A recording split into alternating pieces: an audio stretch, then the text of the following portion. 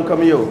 I also want to welcome everyone who are listening at home and abroad via all of the various media houses that are present this morning. Mr. President, I rise to move a motion for the amendment of the order paper as circulated to include immediately after the Honorable Joseph Parry the insertion of the Honorable Sean Richards to give brief remarks. Gentlemen, which reads as follows. Honorable President and members of the Nevis Island Assembly,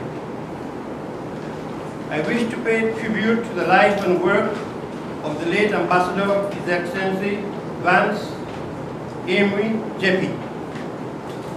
I shared a friendship with Ambassador Amory spanning some 50 years from our days at the University of the West Indies, Cave Hill campus in Barbados, where we were fellow students. His ever-present amiability ensured that welcome interaction with his fellow students, and even then, he was already an acclaimed ambassador to our country. Our friendship and association enjoyed a unique nickname with which he greeted me, Tappers. This remained unique to him, and when I assumed office as Governor General, he duly inquired as to my mode of address, and I responded that I would continue as usual. His humility and God-fearing nature endeared him to throughout the Federation and beyond. He obtained his high respect for the efficient and noteworthy contributions to our public and private sectors. His service as Premier of Nevis saw various accomplishments, and his service in the National Assembly culminating in his contribution as Senior Minister must be recorded for posterity. The passing of this patriot is a loss to our Federation, the region, and beyond. I extend my deepest condolences to his widow, Mrs. Vernie Amory, and his children and family members. May his soul rest in peace. Signed, Sir S.W. Tapley Seaton, GCMG, CVO, QC, JP, LLD, Governor General. Messages from the Deputy Governor General. And I have before me a message from the Deputy Governor General for the island of Nevis.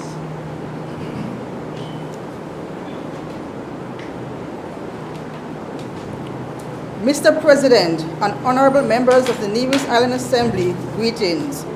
I extend high commendation to you for holding this special sitting of the Nevis Assembly to mark the passing of His Excellency Ambassador Vance Winkworth Amory, former Premier of Nevis and a former member who spent almost 3 decades making significant contributions within the Assembly in various capacities.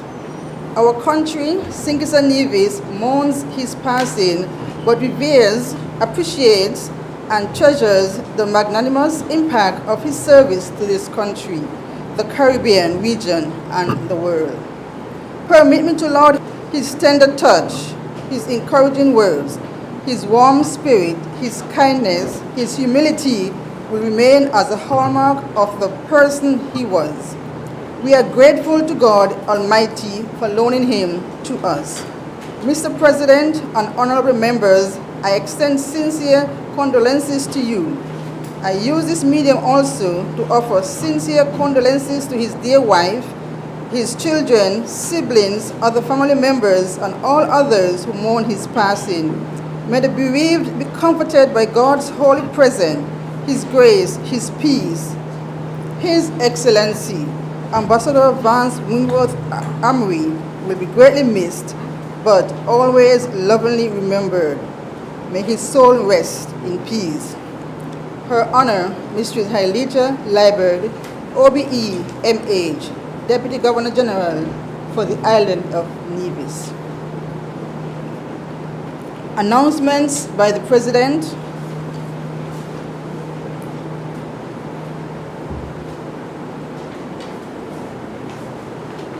Let me at this time welcome all who happen to be here this morning for this special sitting of Parliament. I would like to single out the brother to the late Vance Wintworth Amory, who is Hugh Leroy Kelly. Mr. Kelly, welcome.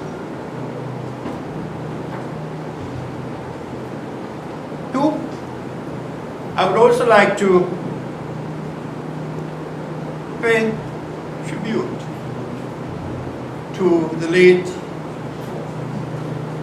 Vance Wintworth Amory, who I was affectionately a friend of. Mr. Amory and I, in the late 60s, were members of a boys' brigade here on Nevis. I was in 2nd Nevis Company, and he was in the 4th Nevis Company. Both companies existed in the St. James area. And he and I, on numerous occasions, competed for supremacy within the boys' brigade. I recall one incident that we had at that time, where the Common Boys Brigade went to St. James's Church, Anglican Church, and we did a formation. We were drilling,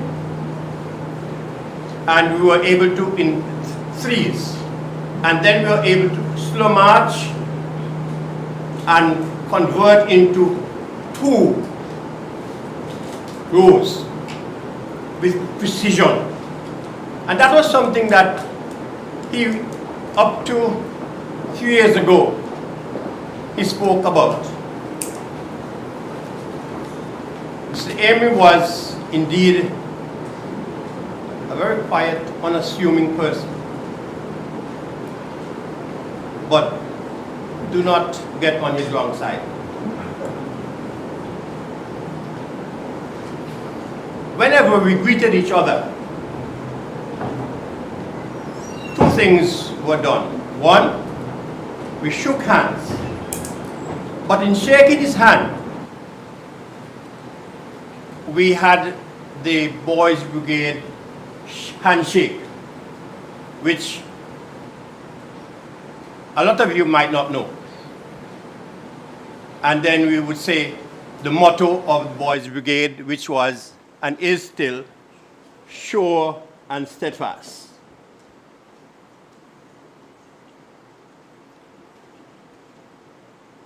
I used to fool around with cricket.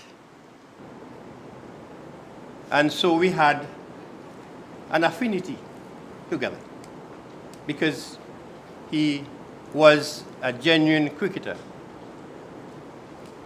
And we competed each at the parish level. Windward against Gingerland.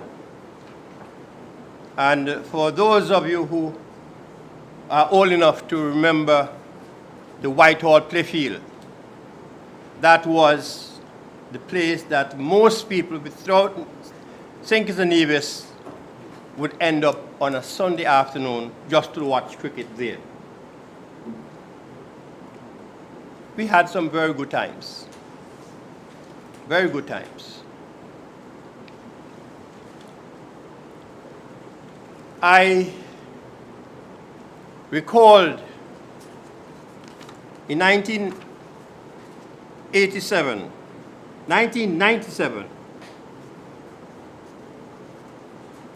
he appointed me as the Clerk of Parliament, which was a surprise to me. And when he did, he said to me, "There is something in you that I cherish, and that is why I decided to make you the Clerk of Parliament." We had some very rough times during that period, which I would not wish to go into. But we built a relationship which he would call me by a certain name, which I would not mention here today.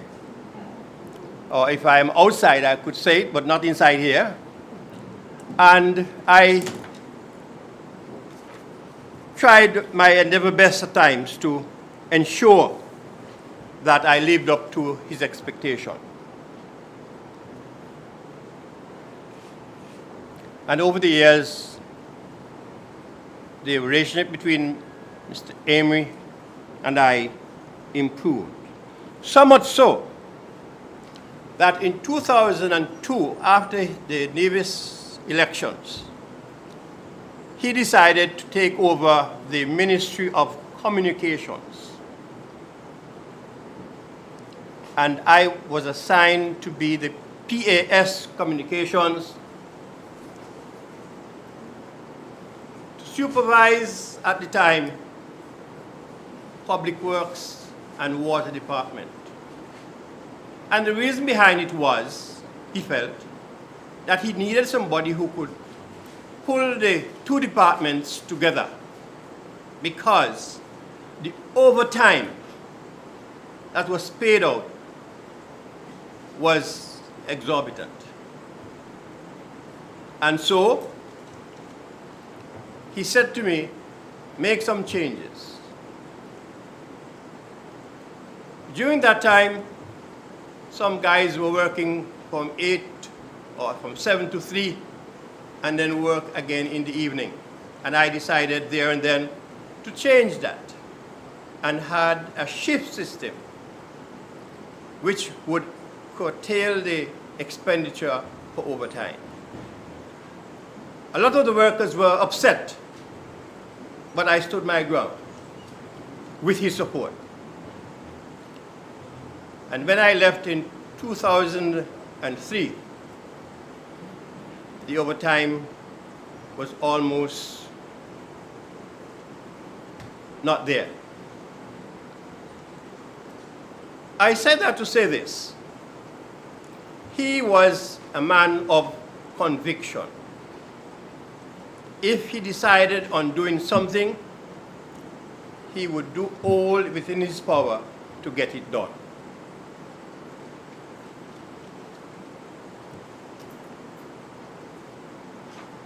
To my surprise, in 2013, when the CCM party regained power here in Nevis, one evening he came by and he said to me, "I want to make you the president of the Nevis Island Assembly."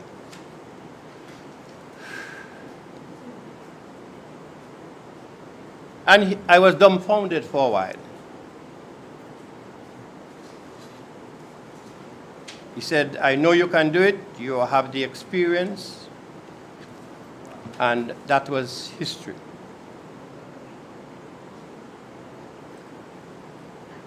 One of the things he would have said to me over that period of time is that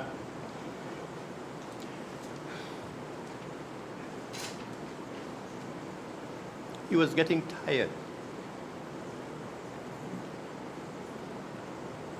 And my response to him was, "Sir, you do what you have to do."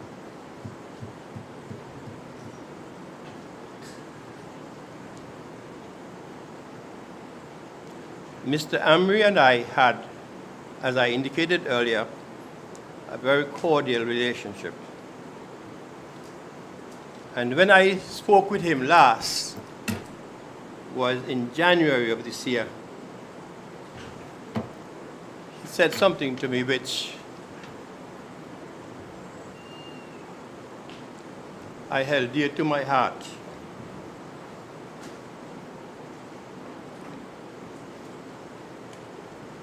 I would not repeat it here.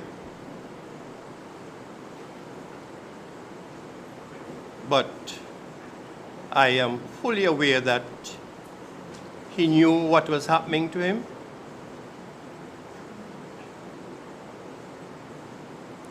And all I would say is,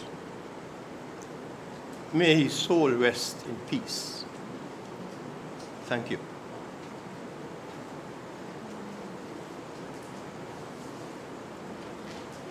Brief remarks. On the occasion of this special sitting of the Nevis Island Assembly to mark the passing of His Excellency Ambassador Vance Amory, I would like at this time to welcome to the podium the dignitaries in the same order as set out in the program to give brief remarks. I now invite Dr. the Right Excellency and the Right Honorable Sir Kennedy Simmons, KCMG, who served as Prime Minister of the Federation of St. Christopher and Nevis during the period September 1983 to July 1995.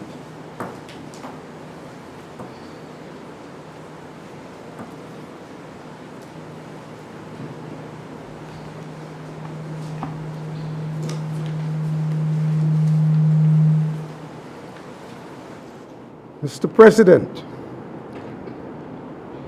first I wish to thank you for your most gracious invitation to address the Nevis Island Assembly at this sad but memorable occasion in tribute to the late former Premier of Nevis and Ambassador of the Federation, His Excellency Vance Amory. Crave your indulgence to adopt the protocol of recognition as established this morning in the interests of brevity. Vance Amory was a favorite and devoted son of Nevis. Over the years, he grew in stature and earned the respect and regard of the people of the Federation of St. Kitts and Nevis. Much can and will be said about his outstanding and exceptional life of service. Today, I will confine my brief remarks to recollections of some of my own connections or interactions with him. My first awareness that there was someone named Vance Amory was in 1966. The year before, in 1965, I became one of the founders of the People's Action Movement, and I did not know him when I entered the arena of politics. In 1966, I was selected to represent St. Kitts and Nevis in a cricket match against Barbados at Warner Park. Included were such illustrious names as Livingston Sargent, Leonard Mikes Harris, and Theodore Walters.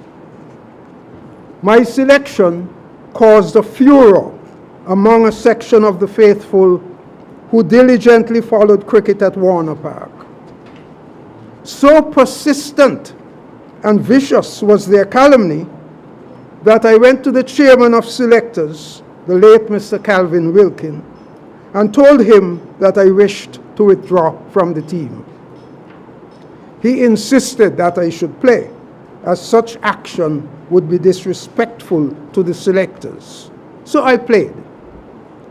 The reason given for the group's displeasure was summed up this way: what they picked their old man for?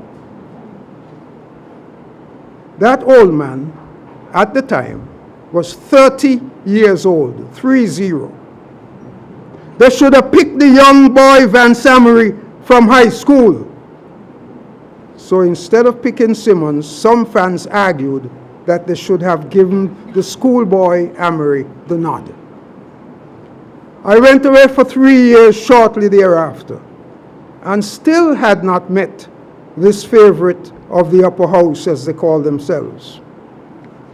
When I returned, I no longer played, but I continued my involvement in the game as a commentator. Eventually, I met this very personable young man whom I came to admire as a person and as an elegant and talented batsman and an exceptional fielder. Vance was an outstanding cricketer and represented Nevis, the Leeward Islands, the Combined Islands, the West Indies President's 11. He served also as captain of the Leeward Islands team against England in 1981. In this role, he shared an opening partnership of 102 with Luther Kelly in the first innings and played a valiant captain's innings of 56 in the second in an effort to stave off defeat by the English. He was also an outstanding fielder, taking 29 catches in his first-class career. Very often, those who blaze a trail are not there to savor the fruits of their labors.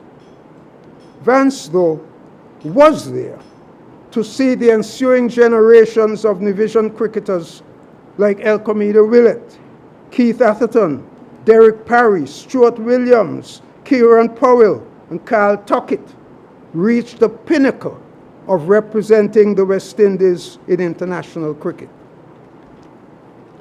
Eventually, my political connections with Vance came at the advent of independence in 1983, when he served as permanent Secretary of Finance to Premier Simeon Daniel in the Nevis Island administration.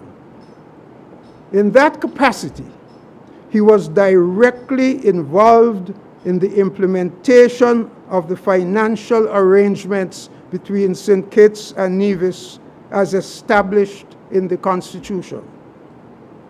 I was able to appreciate at close range his high intellect, his close attention to detail, and his total commitment to the welfare of the people of Nevis. However, it was in 1993 that I experienced the statesmanship of Vance Amory. After the election of 1993, Mr. Joseph Parry's NRP had 1 seat, and Mr. Amory's CCM had 2 seats. I called Mr. Parry my long-standing coalition partner and told him that I was going to meet with Mr. Amory and his CCM team in an effort to form a coalition government. Parry said he understood. The meeting was held. It was not just cordial, it was downright friendly. I indicated to Mr. Amory that I was willing to support him as Prime Minister.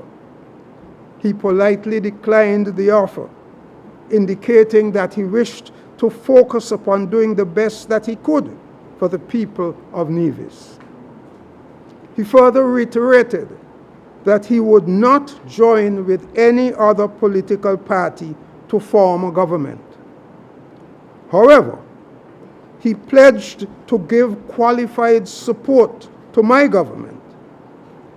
Qualified support meant that he would support the government's legislative program in Parliament, provided it did not include anything that would adversely affect the people of Nevis. I would be in a real dummy to put anything like that in there. He informed the Governor General accordingly, and the federal government was sworn in. Mr. Amory was a man of his word, and he adhered faithfully to his promise.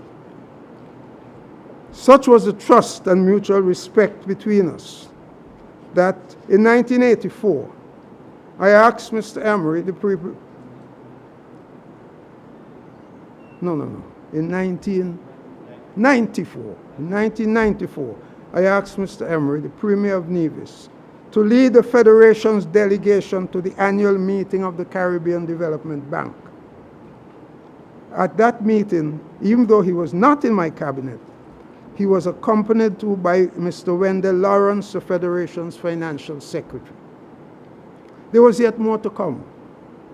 On another occasion, at a meeting of the authority of the OECS, I led a delegation which, in addition to the usual technical staff, included the Honorable Joseph Parry, Federal Minister of Tourism, and the Honorable Vance Amory, Premier of Nevis.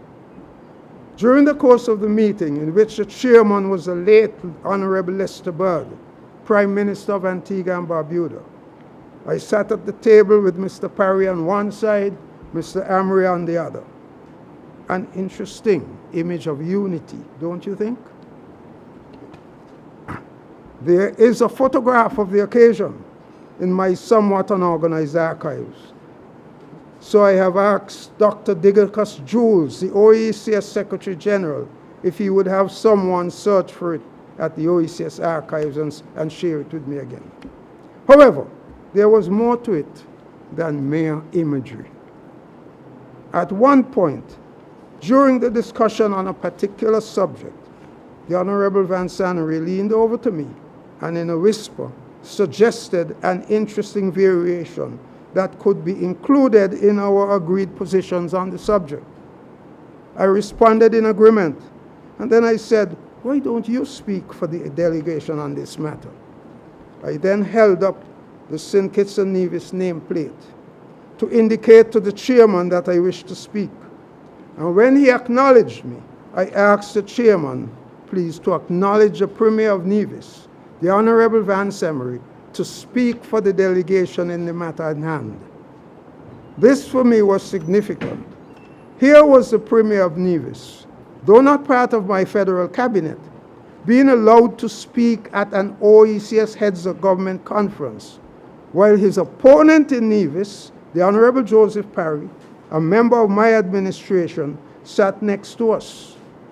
This also spoke volumes about the quality of patriotism of Mr. Parry, who did not object. Amory was a cool, calm, and decisive gentleman of honor. My last reflection today on his duty as Premier goes back to his 10th anniversary of independence address in 1993. In that address, Premier Amory called for renewed efforts to unify the people of both islands. He emphasized that Kittitians and Nevisians need to ensure that the Federation develops upon lines which are mutually beneficial and which would allow each island to achieve its full potential. Amory said, it is time to do stock taking, and he challenged our people to be wise in the management of their resources. Let me now close by saying that the late Premier Amory was a stalwart champion of the Nevisian people and a statesman of St. Kitts and Nevis. He earned the trust, respect, and love of the people of Nevis and of St. Kitts. His name and legacy will live on forever. My wife and family join with me in extending heartfelt condolences to his wife, Vanita, his children, and all family members. We pray fervently that the grace and peace of God will comfort and strengthen them in this time of sadness, and that the many fond memories of him may lighten the days ahead. May his soul rest in peace.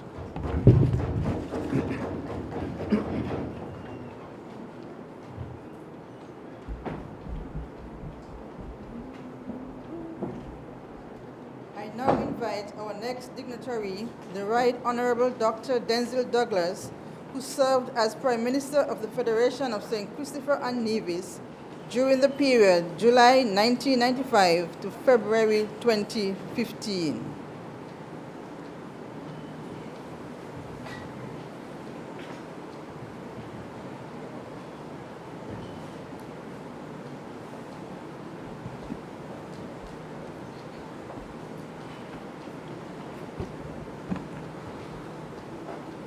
Thank you. Mr. President,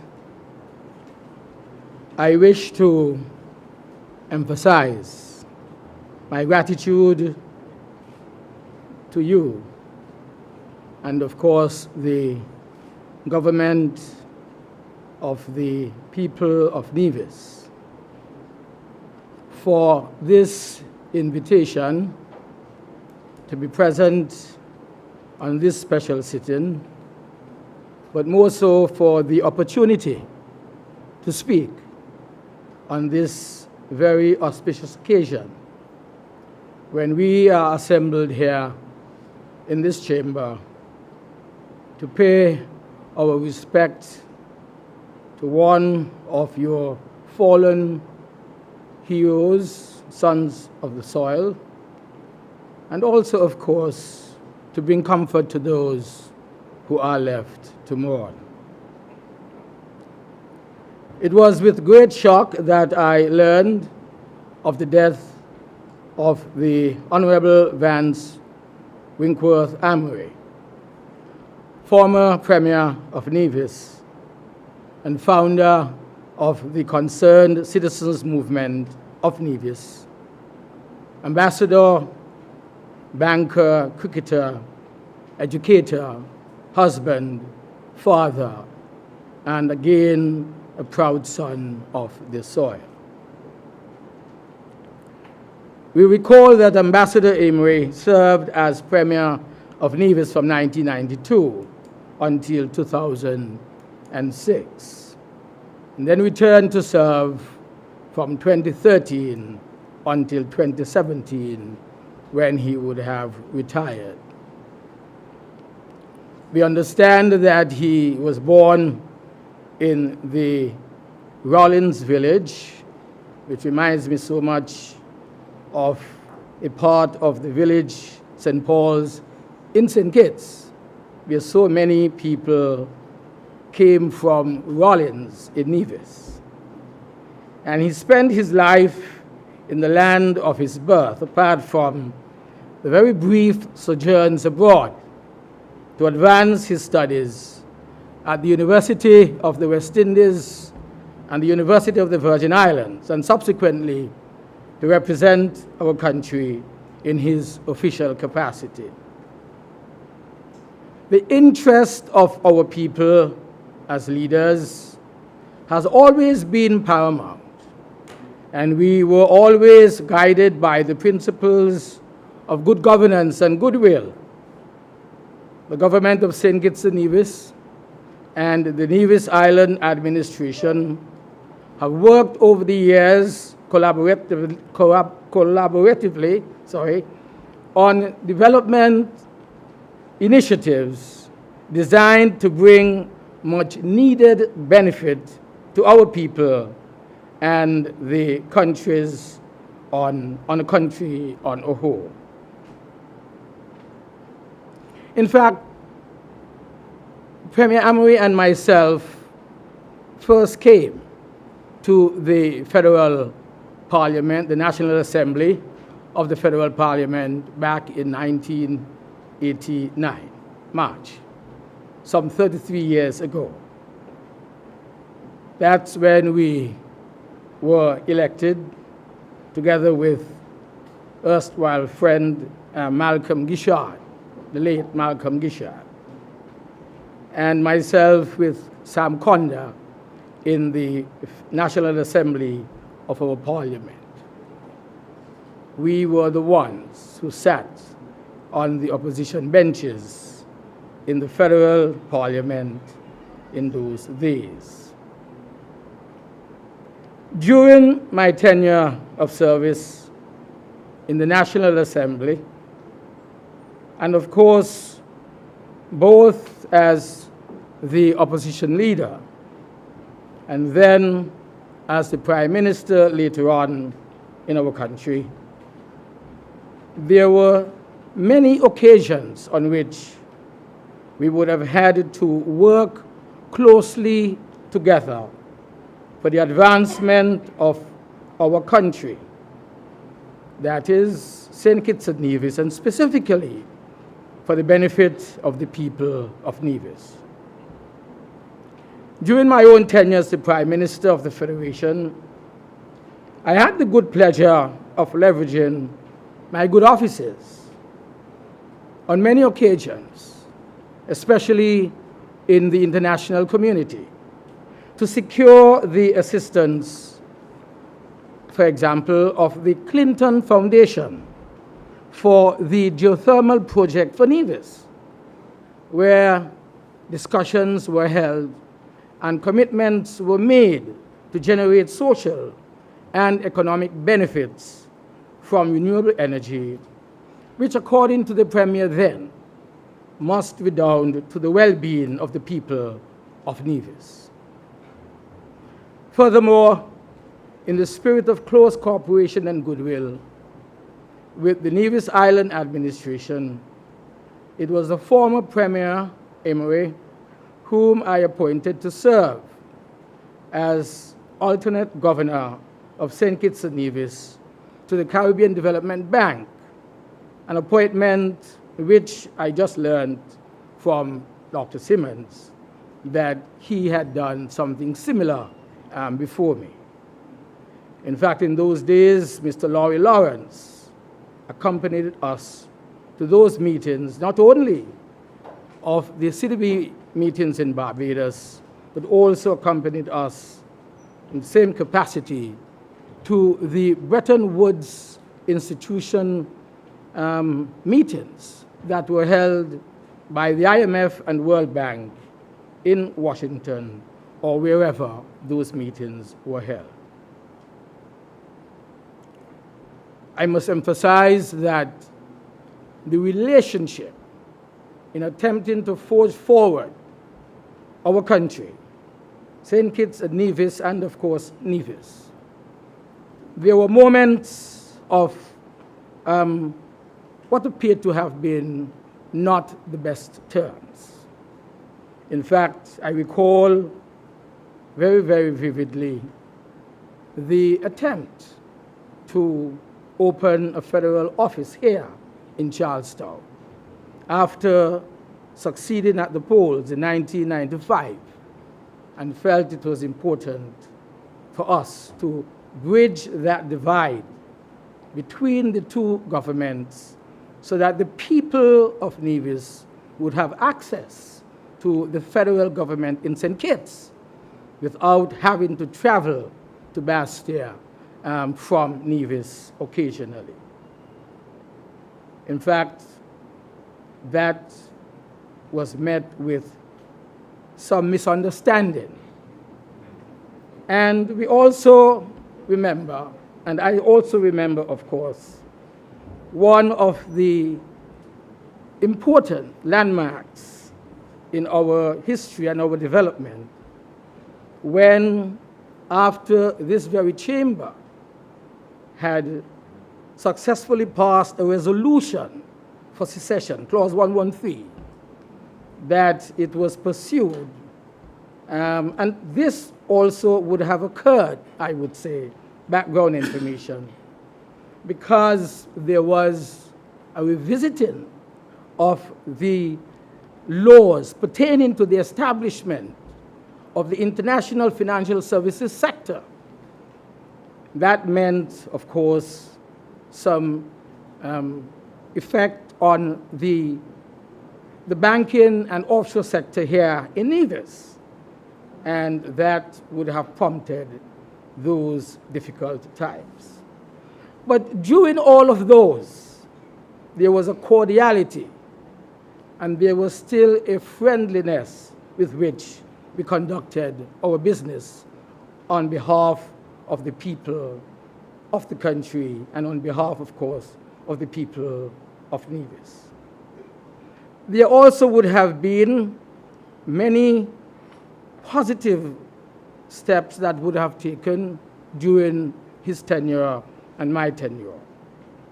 The water development project in Nevis, I remember having the opportunity to visit and to ensure that what the minister at that time was pursuing was given the full support of the federal government, which I was heading at that time. Of course, I would want to also say that there were on many occasions when we collaborated for the benefit of the people of Nevis and the people of St. Kitts as well. I cherish those moments, especially one of those difficulties that arose with the Land for Debt initiative that was pursued under the debt restructuring exercise back in 2009, 2010.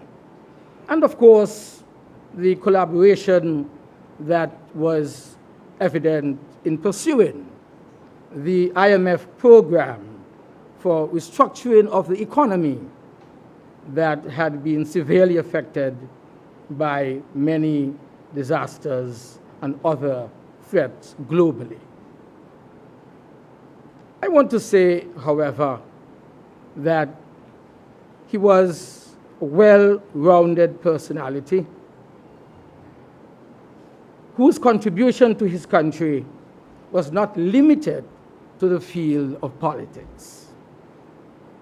Retrospectively, his service in the area of education began at the tender age of 28, I would say the summit of his services in education, when he assumed the position of Nevis's youngest headmaster at the Charlestown Secondary School.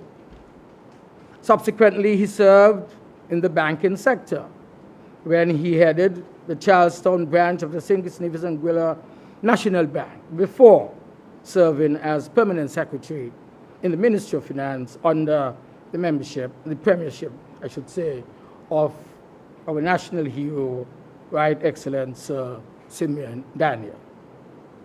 These positions, one would opine, created the groundwork for his ultimate involvement in the financial services sector, I'm sure. It was not all work for Premier Amory, our late ambassador.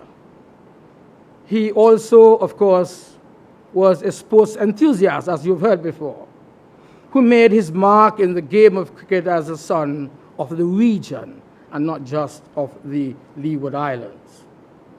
He was, as we all know, not only an avid fan of the game, but indeed excelled at the sport, having played 35 first-class matches for the committed combined islands, the Leeward Islands, and eventually serving as Minister of Sports in the Nevis Island administration. And so finally, on behalf of the St. Kitts Nevis labor movement, the party and the union, on behalf of the members of Parliament on the opposition benches, especially the Honorable Dr. Jeffrey Hanley, who is here in this chamber with me today, and on behalf of myself and family, I extend to Mrs. Amory and family, and to the family of the CCM and the CCM government, and all relatives and friends of the late Vance Winkworth Amory, my sincere condolences. And the words and gestures of support in the days ahead provide the comfort that at this time will be so urgently needed. And may His Excellency, the late Ambassador Vance Winkworth Amory, former Premier of Nevis, now rest in peace eternal. Thank you, Mr. President.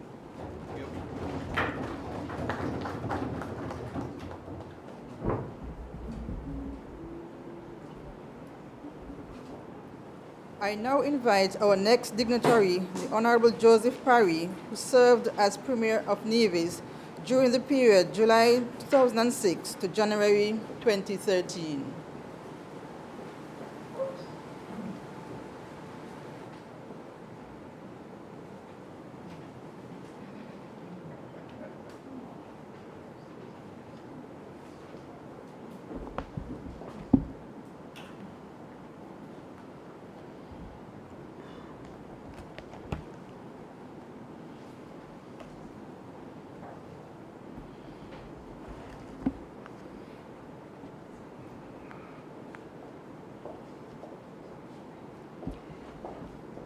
Thank you, Mr. President. And thank you for the invitation to speak this morning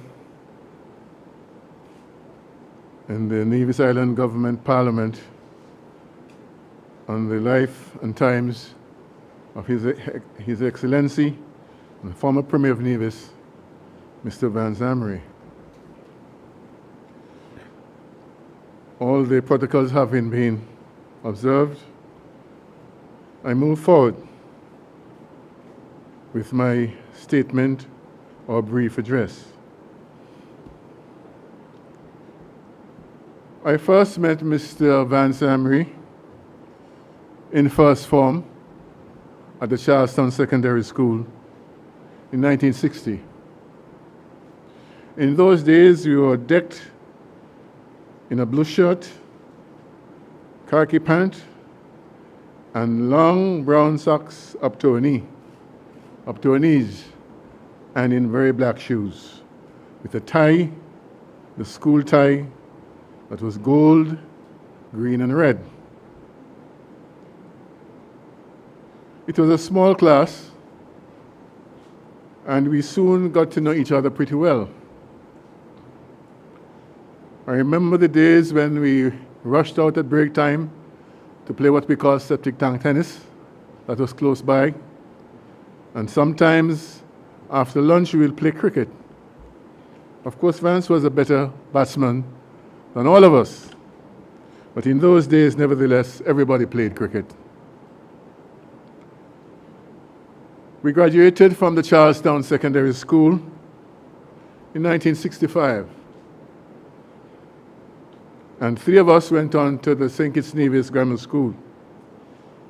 Vance Amory, Rosalind Warner, who became my wife, and myself. Going to school in St. Kitts was an eye-opener. Being in Bastia was also an eye-opener. But we managed, and we managed quite well. In those days, the St. Kitts Nevis Grammar School was an elitist school. And I cannot pretend that we did not feel elitist as well. We learned very early that when the young ladies saw the boys from the grammar school, they had a special attention for us. And so we were quite proud of ourselves. Being in St. Kitts, we spent some time at Warner Park. And there was a tradition which I never understood, that after each game, cricket or football, we will all track down to the pier, looked into the water, and returned to Bastia. And we faithfully followed the tradition. It was a chance to meet and talk and socialize anyway. I remember one occasion at Fort Lands, where Henry Brown, myself, and Vance, we used to train early in the morning, and for whatever reason, Henry reached out to the electricity pole and was shocked. I wouldn't say electrocuted because he's still alive. And Vance got the shock as well. Luckily for me, I was not holding on to anybody at that time. And so I did not receive a shock, but I said, good God, all of us could have been, we three young Nevisian boys could have been dead this morning.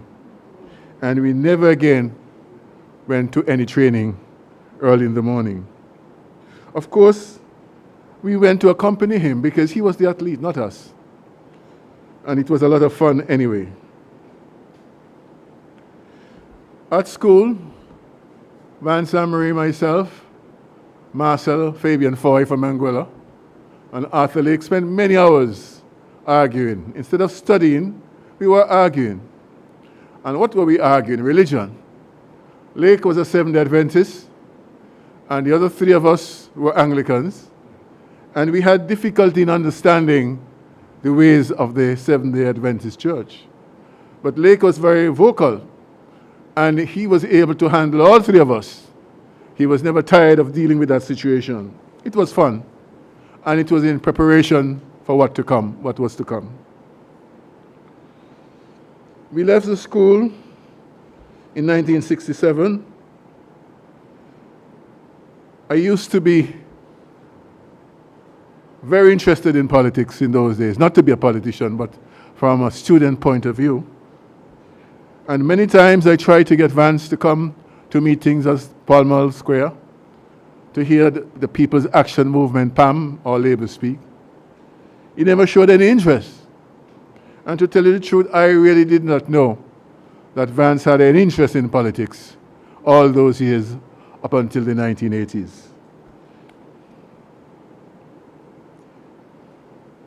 The exposure in sixth form was excellent for us.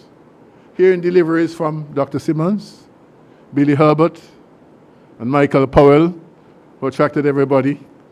Hearing the old veteran Bradshaw speaking at the Warner Park in a very sophisticated manner, and up in the other side of Bastille, Newtown, in another manner. It was very interesting. And I must say that I learned my politics and how to speak, not in Nevis, but in St. Kitts. Because to me, the better politicians were in St. Kitts at that time. The exposure to the sixth form fired our ambition.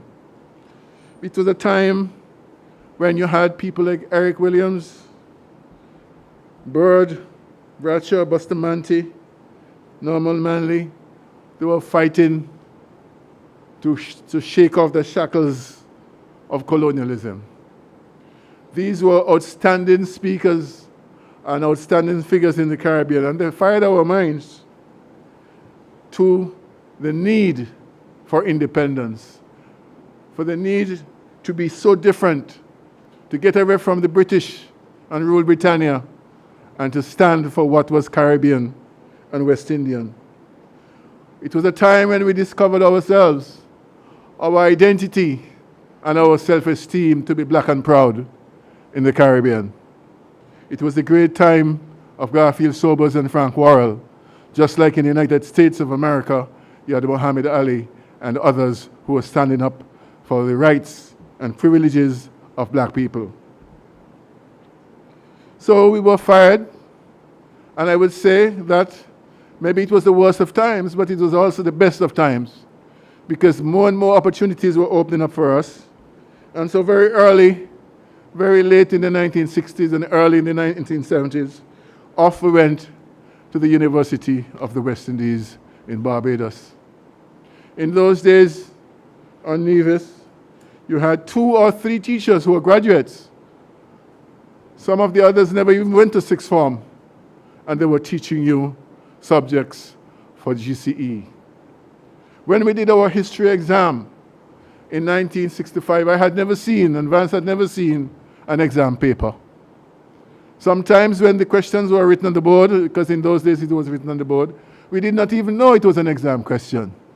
But we did exams, and we got through. And so, with maybe 2 or 3 graduates, even the lawyers didn't have any degrees in those days, we went off to university feeling pretty proud and fired with the idea that we will come back and make a difference in St. Kitts and Nevis, or let us say more so, in Nevis. People like Hansel Manners, Wendell Huggins, Vance, Amory, and myself, we were out there as the forerunners in Barbados, in Jamaica, doing whatever we could to return home to serve. One thing was clear to us: we could not afford to fail. Nevis was too small for you to return a failure. I remember some time back in the early 70s, Hansel, first of all, he reached out to me and said to me, Parry, I wouldn't tell you the real name he called me. I would say Parry, but that's not what he called me. He said, you need to spend more time studying. And later, when Vance was away playing cricket often, he said, Parry, we need to speak to Vance and tell him he needs to spend more time with his books, because studying is important. There were several incidents, certain experiences, incidents is too strong a word, that I will recall here while we were in Barbados. The very first night that Vance came to Barbados to go to university, we were staying in a house at Apple Grove. And in those days, newcomers were called grubs. And if you went to campus, they'll do all kind of crazy things with you. And Vance said he wanted to go nevertheless. So Hansel and I and Vance went. And there was a dance at the Union. And there was a guy from St. Vincent said, grab Amory, dance with so-and-so. And of course, Vance danced with the young woman. I tell you, the woman never let him go that night. Hansel and I had to return home to Apple Grove, leaving Vance behind. I further tell you that she never let him go until they got married and had 2 children. But those were the days. I remember on Saturday nights, the Governor General spoke about the friendships. Every Saturday night we played dominoes. Every Saturday night, Vance, myself, Tapley, Hansel, a man from Dominica by the name of Hubert Charles, we played dominoes every Saturday night. And from every Friday night to every Saturday night, the Jamaicans, who were the first lost students to come to campus, were downstairs with the huge hi-fi sets playing and disturbing us. One night, we decided we're going to do something to them. We took down the fire hose and we hosed them, the Jamaicans, on the bottom floor of the hall. I wouldn't say who was there because Sir Tapley may not want to have his name mentioned. But we certainly did that. There was also Saturday mornings. The Bajan girls loved to dress. They made their own clothes. Nowadays, everything comes from America. They made their clothes, and there were many young women. And there's a place in Bridgetown named Broad Street. And it was the popular street. And all these young girls would come to Bridgetown parade in their minis. In those days, minis were very popular. In their jeans, whatever. And it was fun for us boys to find our way to Bridgetown every Saturday morning just to view the beauties traveling along the road. We had a lot of fun.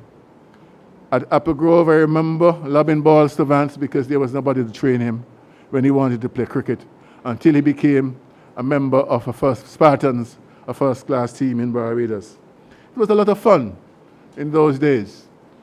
The last memory I would mention this morning was that we stayed in this house, and at night we were supposed to wash the dishes. And so Vance and I, in our pajamas, we were three of us who wore pajamas, others didn't. And we would sit there at night and talk after studying or whenever he came down from wherever he came from. And Wendell Huggins did not want to wash the cups at night. So he will come late and move around with a little cup, make a little tea and so on. And I, in a very facetious way, said to Wendell, "Man, Huggy, what's wrong with you? We all from Nevis. We all from Nevis. Join with us and let us clean up the place at night." And I did not know what happened. I can't say what happened next, except that the Vance jumped up, moved towards Huggins, lifted him up, and slammed him in a chair. And I had to jump and grab Vance, he in his pajamas, and me in my pajamas, and he looking at me while, and then he eventually settled down. Those were the days that we had in Barbados. We had fun. We never really argued much, but we remembered that we were there to represent Nevis. The time came for me to return home, 1 year before Vance, and he said to me, "Look, there's a new association in Nevis, the Nevis Cricket Association. You need to join it." And I did. The old association was led by Eugene Walwyn and Edred Walwyn, the Nevis Sports Association. But the problem in those days is that they always pick 5 men from the Virgin Islands and 5 from Nevis without any cup matches. The president will remember that very well. I think he ended up on the other side. as a batsman. And so I came down and we did what we had to do. And eventually we were able to push out the Sports Association. And today what we have as the Nevis Cricket Association has been established as a body for cricket. In those days, when we were at the secondary school, Vance and I would leave at break time and prepare the roll the wicket ourselves. We did the work without expecting anything in return. Cup matches time, we were there rolling the wicket. Cup matches time, he was playing, I was a selector. That was the type of relationship we had in those days. Eventually, I became president of the association, and sometime later, and he was vice president, and sometime later he became president. And cricket was at its peak in those days. Everything was going pretty well. It happened though, that at the time that all these things were happening, there was also politics in the air. The Nevis Reformation Party was formed. The UNM, the old party, found itself on the decline. And so there were struggles and tensions. And we found ourselves caught up in politics. Not that we wanted to be in any politics, but that is the way it was. I remember we had a march, I think it was 1976 for secession, and many of us were affected by it. And in the end, in 1980, the government changed. NRP and PAM formed a coalition. And so, again, we found ourselves in the middle of politics. First, it was I who became a permanent secretary. Later, he also became a permanent secretary. I was premier, he was permanent secretary of finance. And we worked together. We had rough times. We had times when we couldn't pay salaries. We had times when we had a difficulty with the flour. But we stuck it out. And then Mr. Amory decided he wanted to do a master's, and he left. Having left, some group decided to form a political party, and they invited him to lead it. And this was the divide. This was the time that divided us. I stayed with NRP, as I am today, and he formed a political party. We spoke sometime later. I remember he called me when I was the Minister of Agriculture, and Juliet Williams could be to that. And he called me and said, "Joey, come join with us." And I said to him, "I can't do it. I'm here. I can't leave." And so that was that situation. I would say this, that we were in a position. We sat here, maybe the two longest members who sat here. I on one side, he on the other. He on one side, I on the other. But what I think we both ensured, that at no time were we disrespectful to each other personally. At no time did we say anything negative about our wives, our children, our family. And I was very pleased for that. And I think both of us are an example to the present politicians, that even though you may have a difference of opinion, or even though you may feel a different way to your opponent, remember that there should be mutual respect on both sides. And remember that in the end, you're trying to serve the country as best as you can. I would say this, it's very strange for me to be speaking about Mr. Amory. I never thought that he would have departed so soon. I remember 6 months before he died, I saw him in the car park, TDC car park. I was driving and he was walking. He was on his way to St. Kitts. And I drove up to him slowly and I said, "Vance, are you okay?" And in his usual, he said, "Yeah, man, me okay." And I left it at that. I thought he was tired and he was working too hard. The last time we spoke was at the opening of the Simeon Daniels Museum. And I simply introduced him to my wife, and we laughed and we talked, not about anything really, and then we moved on. I had no inkling that today I'll be here speaking about him or on his behalf. It's a great loss.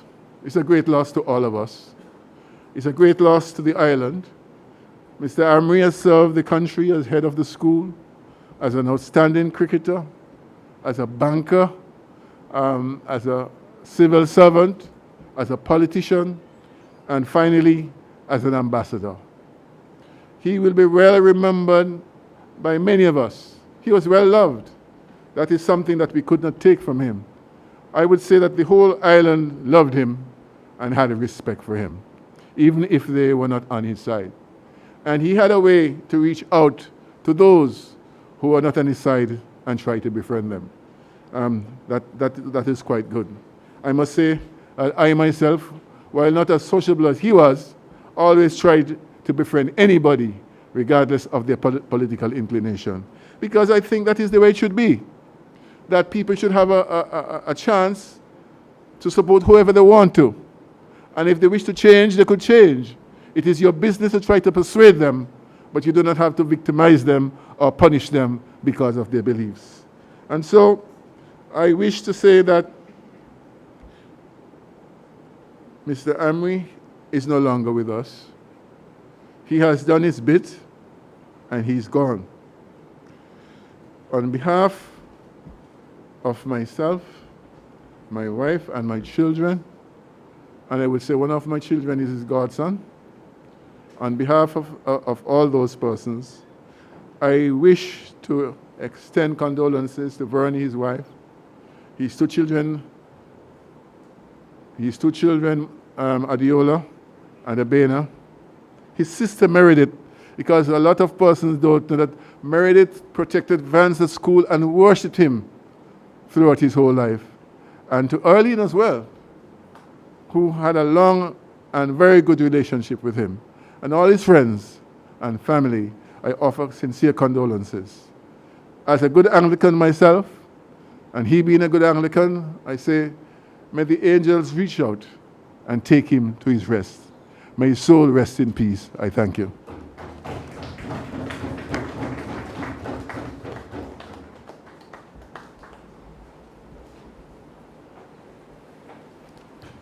I now invite our next dignitary, the Honorable Sean Richards, Deputy Prime Minister of the Federation of St. Christopher and Nevis during the period February 2015 to present.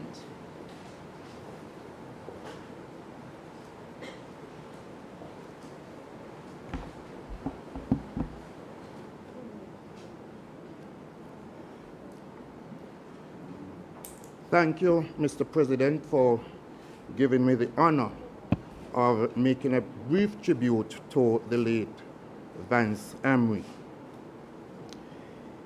It is always difficult to hear about the death of a family, friend, or colleague. It is even more heartbreaking when the departure is sudden and shocking. Like everyone else, I was devastated by the early morning alert that confirmed that we had lost the former Premier of Nevis and former Federal Minister of Government, His Excellency, Ambassador Vance Amory. If I am to be truthful, I would have to admit that I am still trying to come to terms with and process this great loss. After receiving the news, I remained in bed, reflecting on his life, but also hoping that somehow the news was incorrect. But of course, it was not. I could not contain the racing pace of my thoughts as I recounted a number of our encounters. It was shocking to me because I was void of any knowledge that my former cabinet colleague was ailing. Vance, who is my senior, was an athletic type of man who looked fit and with more stamina than many of his junior colleagues.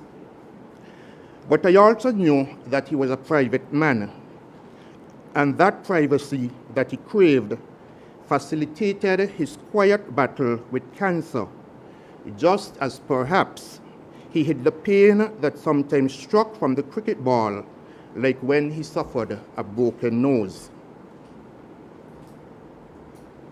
Vance also knew how to quietly manage the pain from a political defeat, such as in 2006 in the local island elections. But when success eluded him, he always rose again like that phoenix.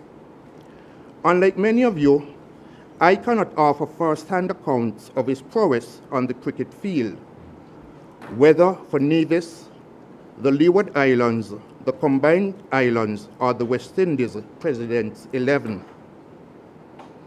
The time of birth denied me the privilege to witness his majesty and excellence as a prolific batsman and fielder.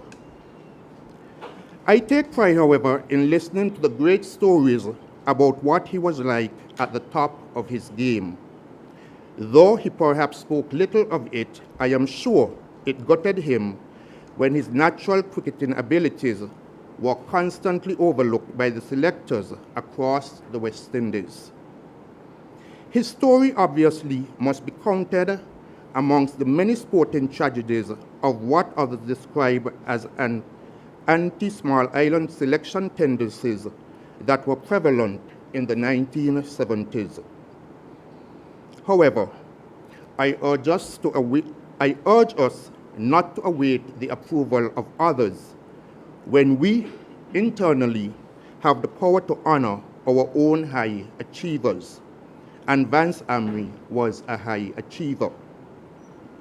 While Vance may not have climbed to the top of the West Indies cricket, he was dominant on the field of Nevisian politics. At the approximate age of 38 years, Vance Amory helped form the Concerned Citizens Movement in 1987, became its first leader, and quickly became the second premier of Nevis when he was only 43 years old. He went on to serve approximately 4 terms as premier, spanning the periods 1992 to 2006, and again from 2013 to 2017. Vance Wigworth Amory was a fearless man and a focused political leader. It takes a special man with bravery to challenge his former boss and defeat him and his party after the first attempt at elective politics. The victory of the newly formed CCM over the then 22-year-old NRP in 1992 remains one of Nevis's best political chronicles. In a short space of time, Vance Amory transitioned from being the permanent Secretary of Finance to the late Premier and national hero, His Right Excellent Dr. Simeon Daniel, to take the seat of power once occupied by Sir Simeon. I shall leave others more qualified and with closer seats of witness to outline the political achievements of Vance Amory. But I must opine that if Sim Daniel is credited as the architect of modern Nevis, then Vance Amory must also be recognized as a contractor of what Nevis economy has become today. Against all odds and the uncompromising stand of powerful national political forces at the time, Vance Amory, Malcolm Gishard, and other Nevisian visionaries circumvented the many obstacles that confronted their desire to establish a new international airport. It was therefore a signal honor when his efforts to build a new airport to help transform the tourism industry were rewarded with the renaming of the Newcastle Airport the Vance W. Amory International Airport. Not even the bureaucratic obstacles and funding delays and other challenges to obtaining a loan guarantee from Bastille prevented his island administration from pushing forward to complete the airport. Serving with Vance Amory in the cabinet of the federal government from 2015 to 2020 gave me a front seat to observe his abilities and efficiencies as a minister of government. But I also have reflections from our time sitting on the opposition benches when I joined Parliament in 2004. If I may, allow me to share some memories while on both sides of the benches. In the National Assembly, Vance mostly sat behind me when we were in the opposition. Many times when I was addressing the parliament, I would hear Vance behind me saying, "Youngster, you are going good." At times, he brought a smile and calmness to my persona, especially during tough exchanges with those on the government benches. But it was great to know that Vance was my cheerleader, encouraging me to speak up. I also benefited from his constructive critique at the end of many of my presentations. His vision for Nevis was tied to his vision for education, not only education locally, but regionally. I saw glimpses of the vision when we traveled one year to the Bahamas, and he spoke passionately to other Caribbean educators and government officials. What I observed was that Vance at the time, addressing the gathering, using very few notes, but he was able to articulate the ideas needed for a paradigm shift in our system of education. In another story, he once told me that while living and working in St. Croix, something told him, "Vance, to go back home right away to Nevis." He immediately told his boss that he was heading home the same day. There was a hurricane in the region. He went to the airport even though he had no airline reservations.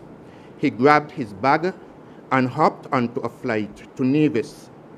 The hurricane struck Nevis the day after, and luckily Vance, who was an elected Nevis Island Assembly member, arrived just in time to offer hurricane assistance to many residents with lumber and other items to secure their roofs.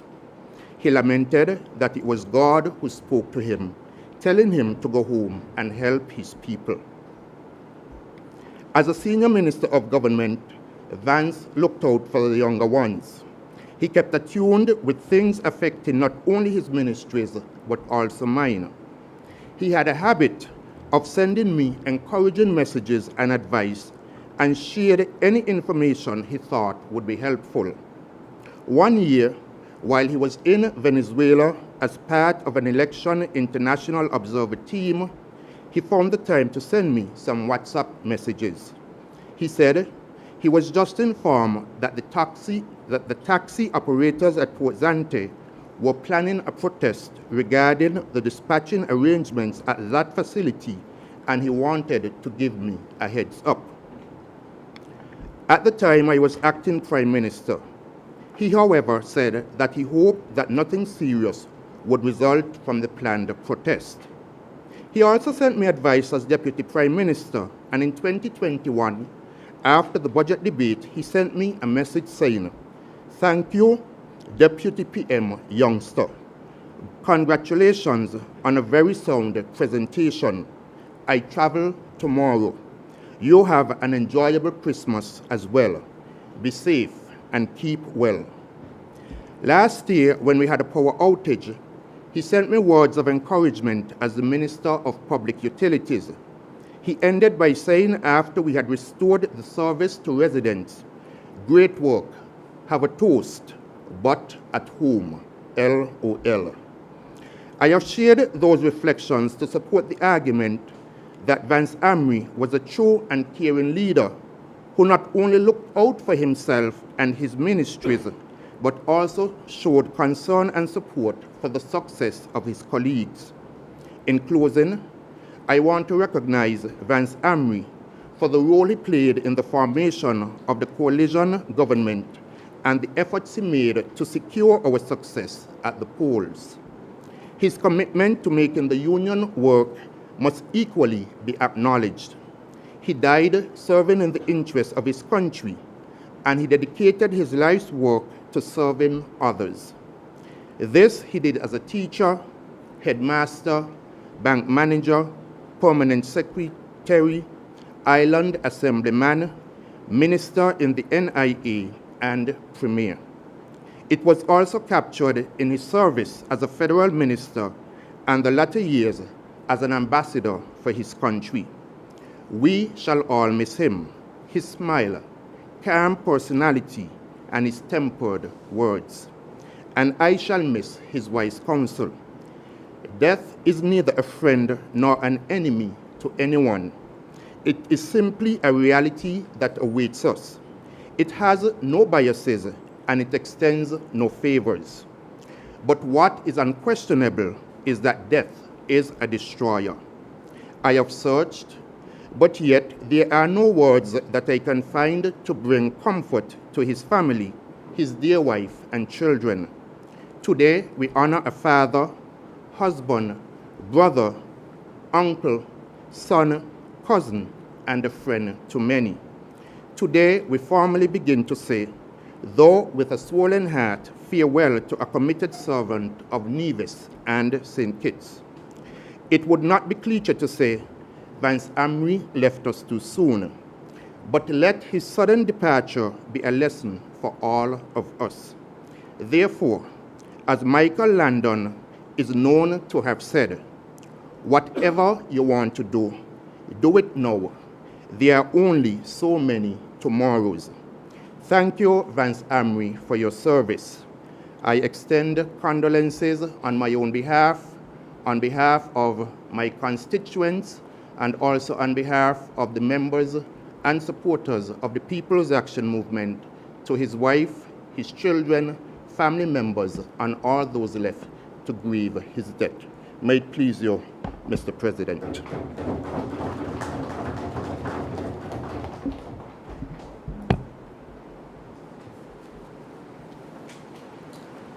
I now invite our next dignitary, the Honorable Timothy Harris, Prime Minister of St. Christopher and Nevis during the period February 2015 to present.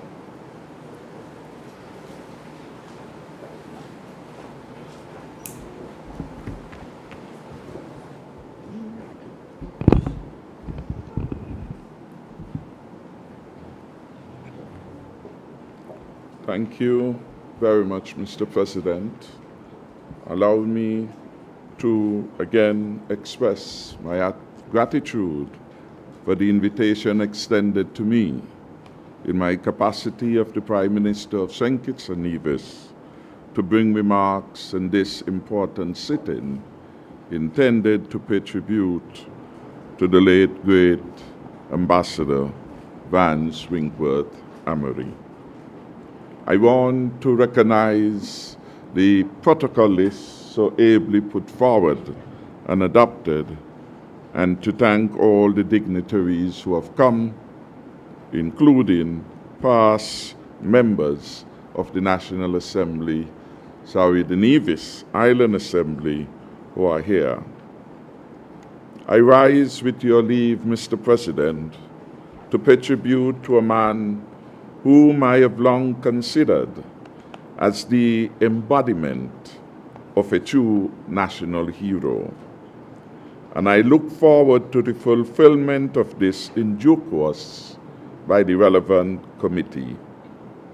I speak of none other than our late Ambassador Vance Winkworth Amory, former Premier of Nevis, founding leader of the Concerned Citizens Movement, and former senior minister in the federal government with responsibility for Nevis affairs, social security, ecclesiastical affairs, and labor. At the time of his passing, he was serving as Ambassador Extraordinary Plenipotentiary in the office of the Prime Minister. When Ambassador Amory breathed his last on Saturday, April 2nd, 2022, the Federation of St. Kitts and Nevis lost a stalwart, an astute politician, and an elder statesman. On that day, I personally lost a friend, a principled and honest political partner in the Team Unity government, and a fountain of wise counsel, on whom I had come to rely for the past 10 years. Our nation's loss of Ambassador Vance Amory has dealt a colossal blow to the people of Nevis and St. Kitts. His wife, his daughters, grandchildren, his siblings and other family members, close friends, political supporters, former constituents, community residents, and his neighbors. The legislative history of Nevis would record that Ambassador Vance Amory would have traversed to and from this Nevis Island Assembly chambers many times during his lifetime. This was especially so during his premiership of Nevis on two occasions, that is between June 1992 and July 2006, and then again January 2013 to December 2017. As such, on countless occasions, too numerous to mention, he would have done his part to present and debate budgets, and also introduce and debate various ordinances about the administration's functioning that were meant to improve the lives and livelihoods of the people of Nevis. Such was his parliamentary constancy and commitment to his constituents that his legislative life was not diminished even when his party found itself in opposition from July 2006 to January 2013. In short, Ambassador Amory's parliamentary life was people-centric. He served with distinction and rendered sterling yeoman service. It is a legacy for which all Nevisians should be proud, regardless of where you stand on the continuum of party affiliation. Mr. President, I did not come here this morning to eulogize Ambassador Amory. Much has been said since his passing by me and many others, by persons from all walks of life. Still more will be uttered by countless others in recognition of his life and selfless service to the people of Nevis, and also in terms of his tenure as a federal parliamentarian. Every Nevisian carries in his or her heart the eulogy of love and decency that will immortalize Vance Amory. On my last edition of Leadership Matters, many Nevisians, including the Honorable Hazel Brandy Williams, called in to express how very special a person Vance Amory was and the profound loss his death has occasioned. He touched persons positively, and his legacy lives on in their hearts and in their mind. I consider my presence here just one day shy of the start of the official national period of mourning, to be motivated by respect and honor for the man whom I considered my friend, confidant, advisor, and springboard for national development ideas and programs for which the people of our federation would always be direct beneficiaries. Mr. President, one of the truisms about Ambassador Amory was his scholarship and love for learning. I was particularly drawn to the fact that he taught Latin and had a well-rounded knowledge of classical literature, such as the works of Shakespeare. Even for the most erudite of scholars, these subjects are anything but easy if one is serious about their mastery. Ambassador Amory mastered both with ease, without any flair, flourish or fits of fancy, simply because he had nothing to prove to himself or to others. He knew who Vance was. He was comfortable in his own skin. And what you saw was what you got. No icing, no frills, no trimmings, no airs of any kind. I knew that he cared deeply about others and was over the moon when he saw others succeed, particularly our young people, including the members of the St. Kitts National Youth Parliament Association's Canaipa, whom he constantly encouraged and supported. Ambassador Amory's solid, deep, and humble temperament taught me so many Shakespearean lessons about life, many of which one could easily find in the bard's tragedy, Julius Caesar, including the following: being careful not to allow your wisdom to be consumed in confidence, understanding that the people we should treasure most are those who are constant as the northern star, of whose true fixed and resting quality there is no fellow in the firmament. Remembering that as politicians, we must always have a heart for the people and remain connected with them, even if our efforts are unrewarded in this lifetime. Hence the admonition that the evil that men do lives after them, the good if oft interred with their bones. There are countless other examples I can point to as proof of the positive impressions and life lessons that Ambassador Amory imparted to me. I will treasure all these memories as I fondly remember him.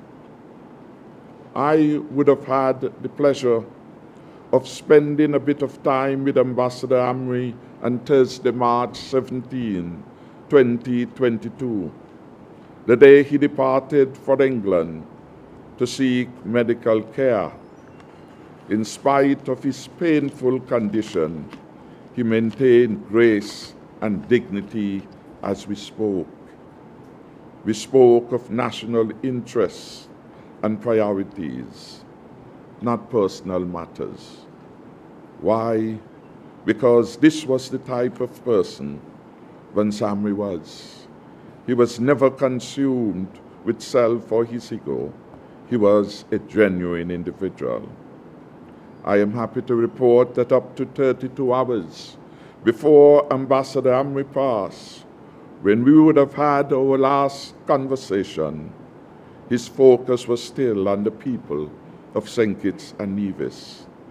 The imperative for our team unity government to continue on the path of delivering and our national development imperatives, on the need to continue with the delivery of the prosperity agenda and a stronger, safer future for the people of this country. Not once did I hear him complain about his condition during the entire conversation. He was ready to be received by his Maker. It was well with his soul. Therefore, he faced death with calmness and serenity. The quiet stoicism with which Ambassador Amory faced his departure from this life is reminiscent of yet another passage in Julius Caesar, when the emperor declares to his wife, Calpurnia, before his final departure for the capital, that, and I quote, "Cowards die many times before their deaths. The valiant never taste of death but once. Of all the wonders that I have yet heard, it seems to me most strange that men should fear seeing that death, a necessary end, will come when it will come. I am a better person for having had Ambassador Vance Winkworth Amory's presence in my life. Like countless others, I am indeed honored and grateful to have known him. We should honor his passing with the same grace, class, and dignity which governed his life. May his soul rest in peace, and may flights of angels sing him to his rest. May it please you, Mr. President, sir, I thank you for the opportunity to speak on behalf of the Federal Cabinet and the good people of St. Kitts and Nevis. Thank you.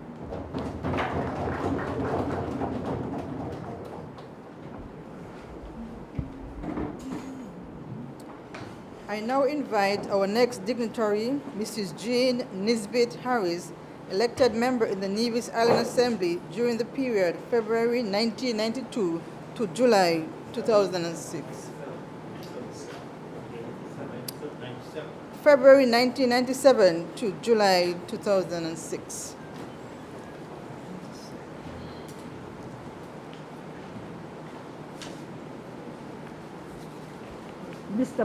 Mr. President, I think it's a disservice to put me to speak after the Honorable Prime Minister. But I am sure the Honorable Prime Minister does not know Mr. Amory as good as I. Let me begin by reciting a poem entitled The Bash by Linda Ellis. I read of a man who stood to speak at the funeral of his friend. He referred to the dates on the tombstone from the beginning to the end. He noted that first came the date of birth. He spoke the following date with tears, but he said what mattered most of all was the dash between the years. For that dash represents all the time that they spent alive on earth, and now only those who loved them know what that little line is worth. It matters not how much we own, the cars, the houses, the cash. What matters is how we live and love and how we spend our dash. So think about this long and hard. Are there things you would like to change? For you never know how much time is left that we can still rearrange. If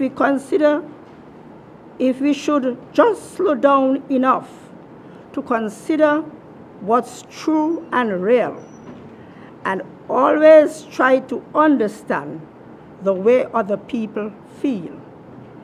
Be less quick to anger and show appreciation more, and love the people in our lives like we never loved before. If we treat each other with respect and more often wear a smile, remembering this special dash might only last a little while. So when your eulogy is being read, with your life's action to rehash, would you be proud of the things they say about how you spend your dash?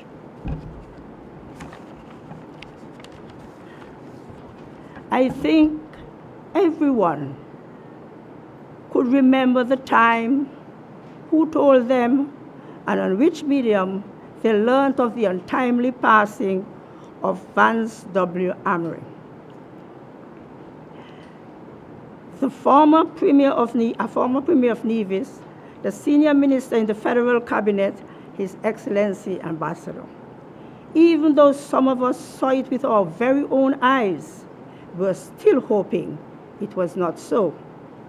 The news caption of Vance Amory died on April 2nd, 2022, after a brief illness, have left the Federation in awe. our hearts are saddened because the loss of a distinguished son of the soil who was born in Rollins Village, Gingerland, Nevis. I can call Mr. Amory my former villager because he lived in Brooklyn, a friend, my sport house captain, Greens, my political colleague and boss. The many tributes given in his honor by persons in Nevis and the Federation as a whole and the wider Caribbean, I am compelled to lend my voice in the support of these many voices. His rich legacy has been printed across Nevis and the wider Federation. His personal successes in education and that of our children of Nevis, educating our nation's children, being the headmaster of the Charleston Secondary School, and then being in charge of the Ministry of Education in the Nevis Islanders administration, where the plans and policies and the budget allocations were under his purview. In banking, he was the manager of St. Kitts and Nevis National Bank. His achievements in this field of banking are well documented. A sportsman in sports, a cricketer representing the Nevis Island team at a tender age of 16 years, then moving to the Leeward Islands and the Combined Islands and the President 11, and up the ladder it went. Mr. Amory was an avid cricketer. He then became the Minister of Sports, when again he was responsible for the allocations and all that went on in the sporting field. In politics, he was the founding member and leader of the Concerned Citizens Movement, which he led with distinction. Having been Premier of Nevis from June 1992 to July 2006, and again from January 2013 to 2017. Mr. Amory, you are one of the architects of this modern Nevis, and we want to thank you immensely. Mr. Amory loved music, especially our cultural music, the big drum, the string band, and the fife. The performers would often single him out of the crowd and have him on the stage to perform with them. Surely, he did not let himself down. He did not let the performers down, neither did he let the crowd down. Mr. Amory loved going to the hospital. He went there to see everybody. He did not have to know you were there, but he just loved the hospital. He loved going to the hospital to visit the patients, staff, and to interact with even the visitors who came. I always joked with him and asked him to be a part of the nursing profession or a doctor. His reply was always, "Not me, nursing, not me." I think he knew everyone and had his unique way of remembering them. Persons were called by their names, their parents' names, their skills, their occupation, the food they loved to eat, the places they loved to go, and even by the way some of them dressed. Their nicknames were funny and many. Vance Amory was a disciplinarian and a good listener. He would always salute your strengths and encourage you to strengthen your weaknesses. Mr. Vance Amory genuinely loved people.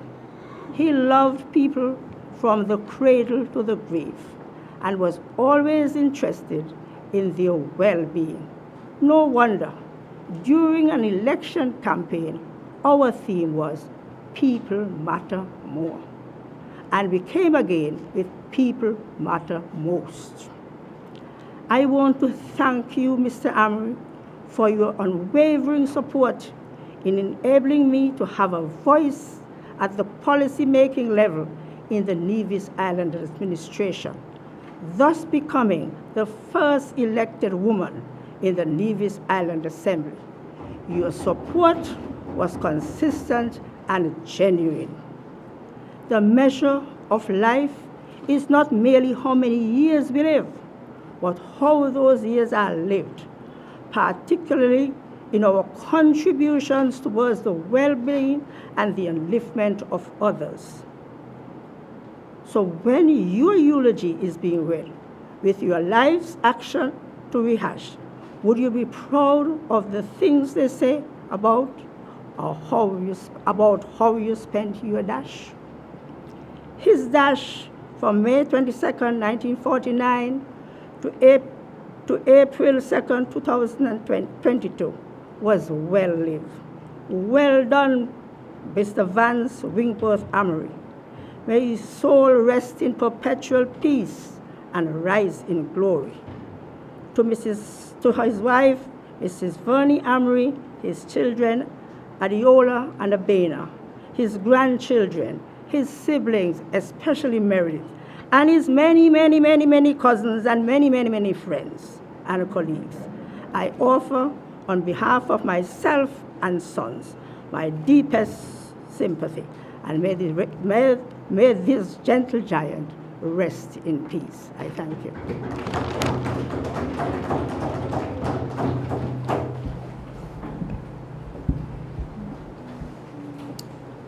I now invite our next dignitary, Mr. Livingston Herbert, nominated member in the Nevis Island Assembly during the period June 1997 to July 2006.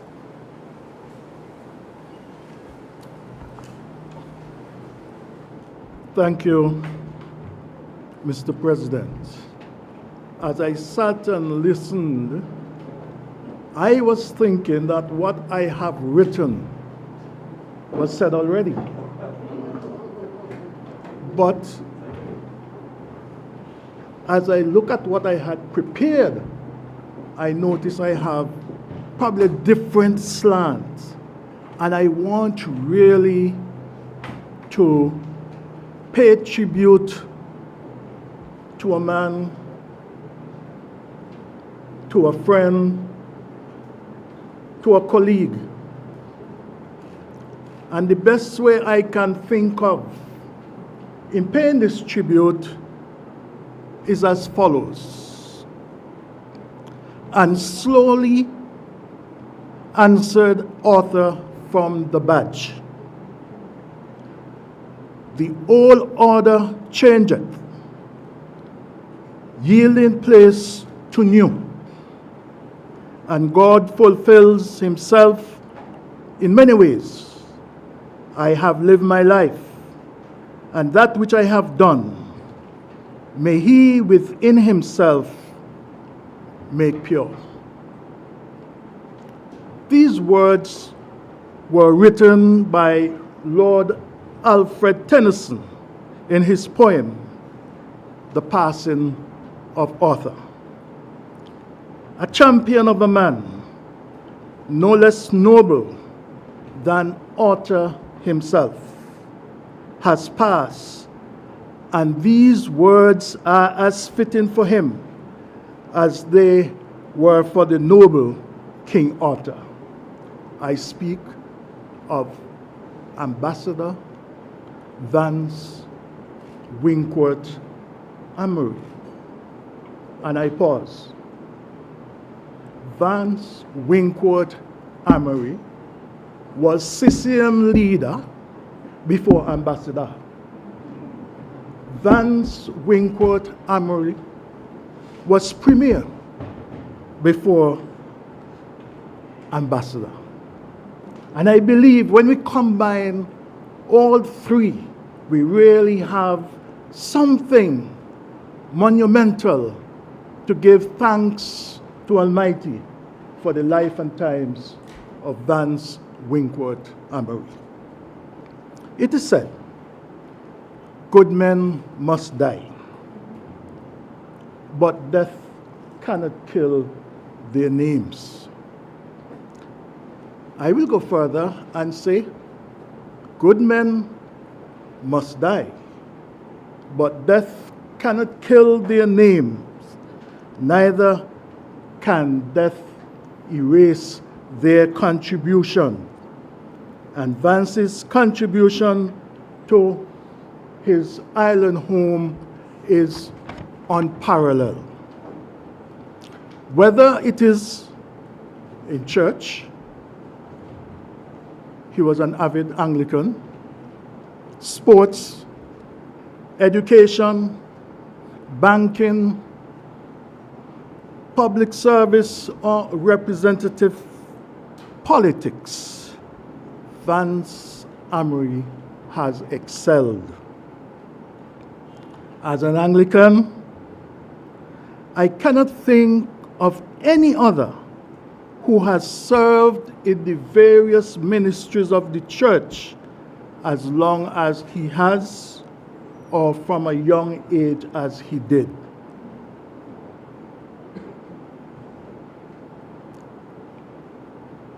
I, at some point in my life, was either in the front row or the back row of Vance Emery's history and English classes. He was a regular visitor to our home. Vance Emery was an exceptional sportsman. He played football. I think he was the first president of the Nevis Football Association. He was engaged in track and field, and of course, his passion, I believe, cricket. We played cricket on the road, on the field. Friendly, fierce, and competitive.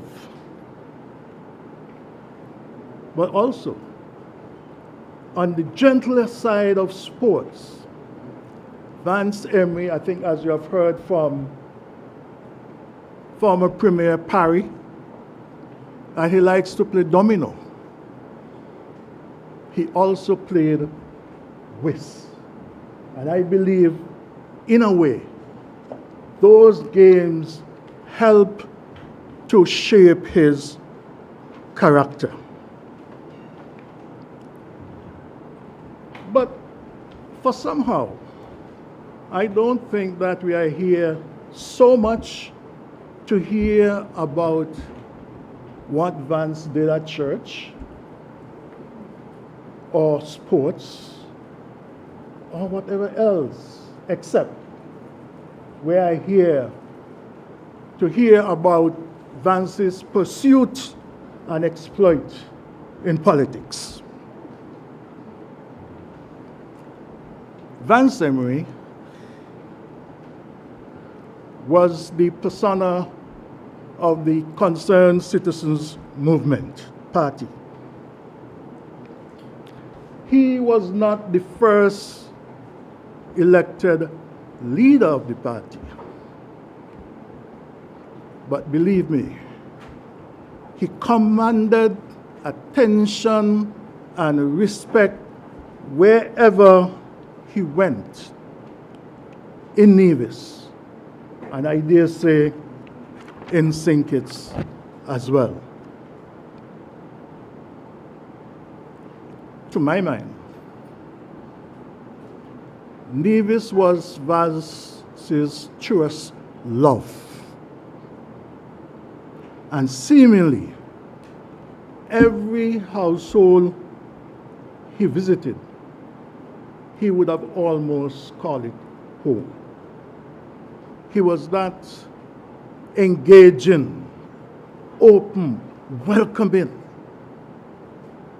You had as it were, a friend in Vance Amory, even if you did not know him.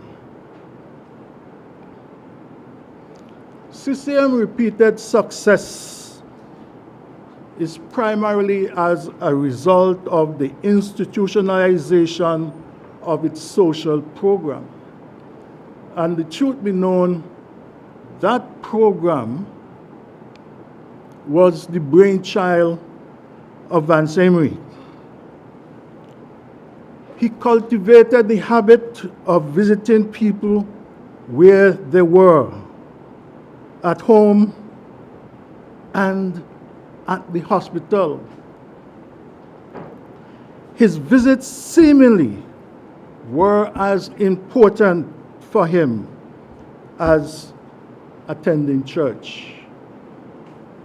I know of no other individual who has mastered touch politics as Vance has mastered touch politics. Vance Amory was a calculated risk taker to the extreme. He seemingly had an instinctive perception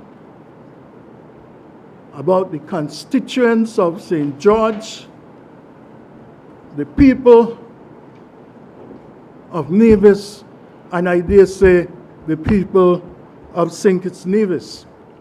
And you would have heard that he and Mr. Parry lived in St. Kitts, went to school in St. Kitts, so he developed that understanding of people generally.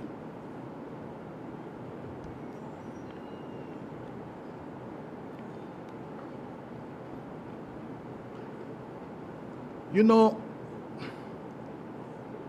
I find it very interesting that the extent to which he had that kind of understanding about our people. I am questioning myself constantly and asking myself, how else would a man get up and oppose a candidate who in the previous election ran unopposed? How else would a man come up against the might of NRP? You heard when Premier Army ran, NRP was about 22 years old.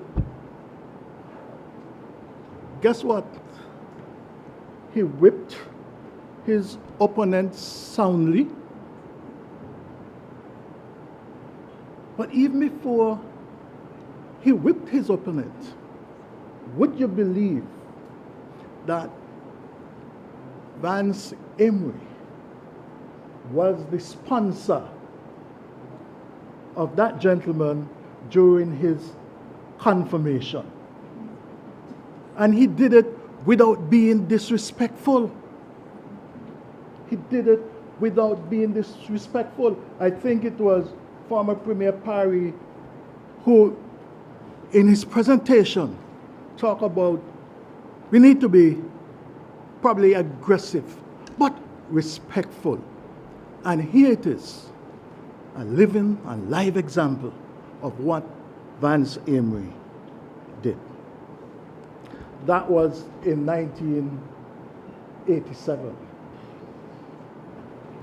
In 1989, the federal election came up, and everyone, or almost everyone, believed that CCM had no hope. Where is Vance, they asked. Back then, Vance decided to complete an MBA assignment rather than coming to Nevis to campaign at that time. But 2 weeks before the election, he was here on the ground, meeting people, asking for their support.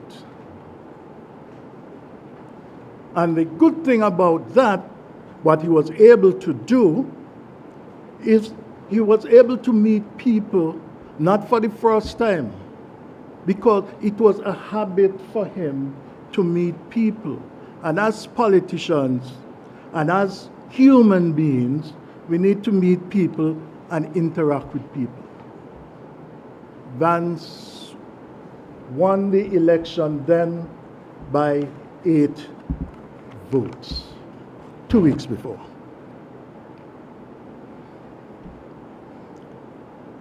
You know, over and over again, during my period with the Concerned Citizens Movement, people question the loyalty of Vance. You have heard earlier from our living national hero that his word is his bond. And I suppose a lot of us try to make someone what we want them to be and don't see them who they actually are. But Vance Amory was a man of his word. You have heard, at least for me, the high point of Vance's career as a politician was in 1993, when the election was inconclusive. Then, before the election, and I think the first national hero alluded to it, before the election, Vance Amory, the only manifesto that Vance Amory singularly wrote was in 1993. The title of the manifesto was "The Agenda of the Concerned Citizens Movement is Nevis." That when it had pained him so much that he had to take the step and perhaps started to think parochially. But for us, we know that he was not a parochial man. He went beyond the parish subsequently. But indeed, as he went beyond the parish,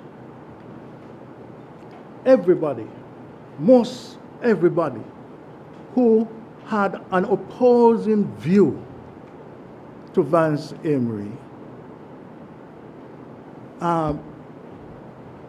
ridicule him. You're neutral.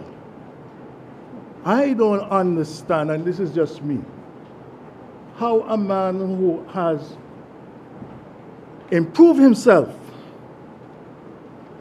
moved from one party in parliament, one seat in parliament, the party which he heads, to 3 seats in parliament, and he was neutral. Think of it. The pressure that he bore. It was tremendous, because all of us want him to join one party or the other. But for us, he stuck to his word. That was Vance Amory, that we are here today paying tribute to.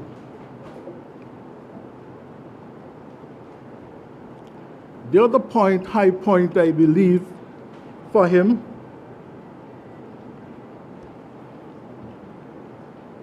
and for Nevis is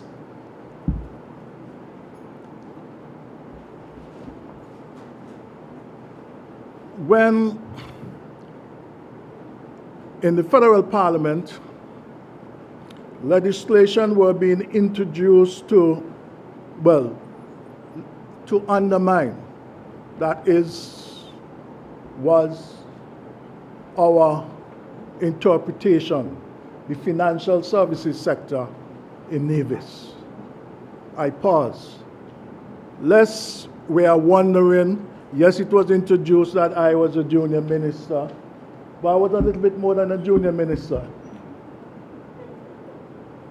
I was with Vance at the beginning. I was his, as it were, right-hand man. So I know a lot of the politics that was associated with the times. And because of that, I developed a close affinity with him. And I dare say one of my passion is to sort of analyze people. And trust me, I have analyzed Vance Amory. And as a human being, I believe that all of us should have him as a role model. So when in 1995, 96, thereabout, when the federal government was introducing legislation to undermine the financial services, Vance Amory, the Premier of Nevis, former Permanent Secretary of Finance, Minister of Finance, took the decision and was supported by his team to invoke Section 113 in order to preserve perhaps the only industry Nevis had then. And I believe because he was a former Permanent Secretary of Finance and Finance Minister, he had the intuition to know what looms ahead if the legislation were enacted. And he acted, and he acted decisively. Mr. President, we do not have all day here, but I think that Premier Amory has done as much as or more than many others. And I was heartened when the Honorable Prime Minister indicated that something would have to be done, quote unquote, in due course. I hope that something is, we did not do it in his lifetime. I don't like the idea of coming in and paying tribute to somebody who has passed on. We can do it while they are alive. But be that as it may, I believe today's session must be the signal that we have to elevate Ambassador Premier Amory to the status of a national hero.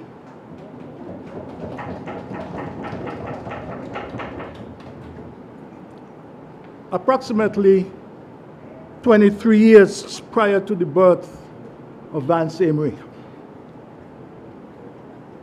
the words of Desiderata were penned, and I would repeat just a few lines to give an insight into the character of the man. Go placidly amid the noise and haste, and remember what peace there may be in silence.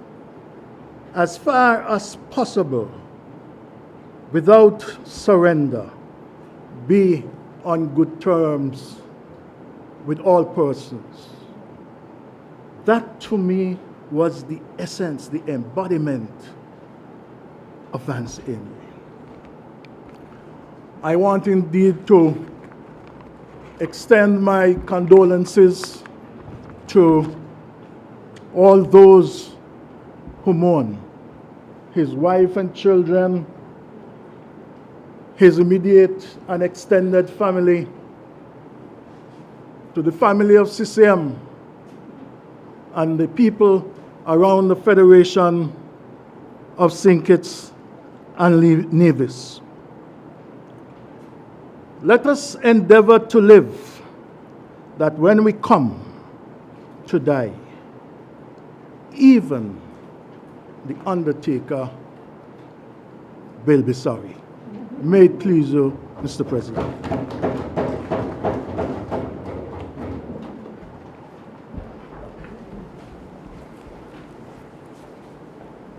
We have a slight change in the order paper.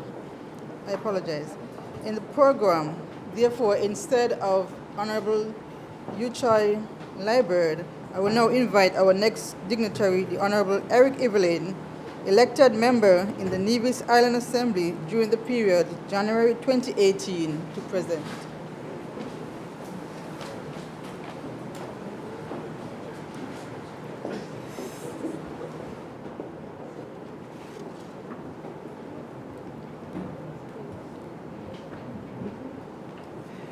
Mr. President, today as I bring this tribute to our fallen former leader, I do so with mixed emotions. Why? Because his untimely passing has left most of us with a terrible sense of loss. However, I am heartened by the immense outpouring of love from every corner of the globe through the numerous, very touching tributes. It is also some degree of comfort to us all that we can gather in the precinct of this honorable house to honor a man who was so befitting of this gesture. I personally am humbled to be given this privilege to offer these few words in tribute to our beloved former Premier.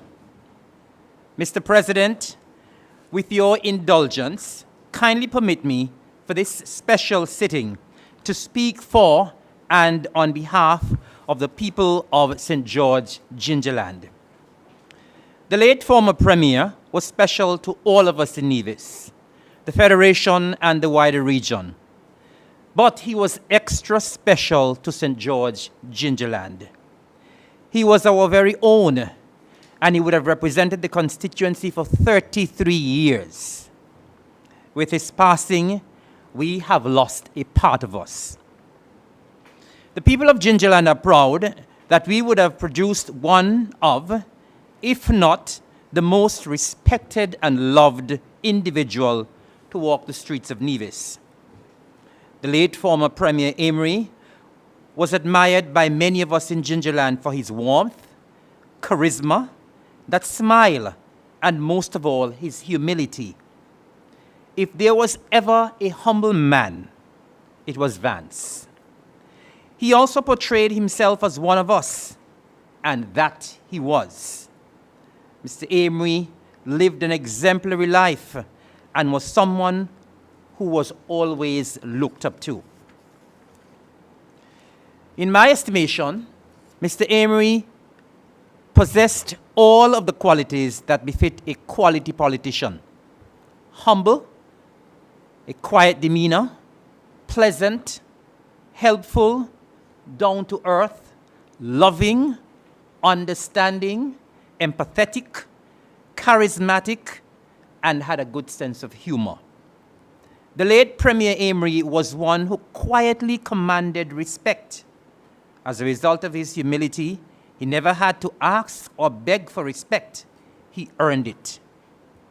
We, the good people of St. George Gingerland, are exceptionally proud to have produced such a statesman, such a leader, such a visionary, such a humanitarian, such a pioneer.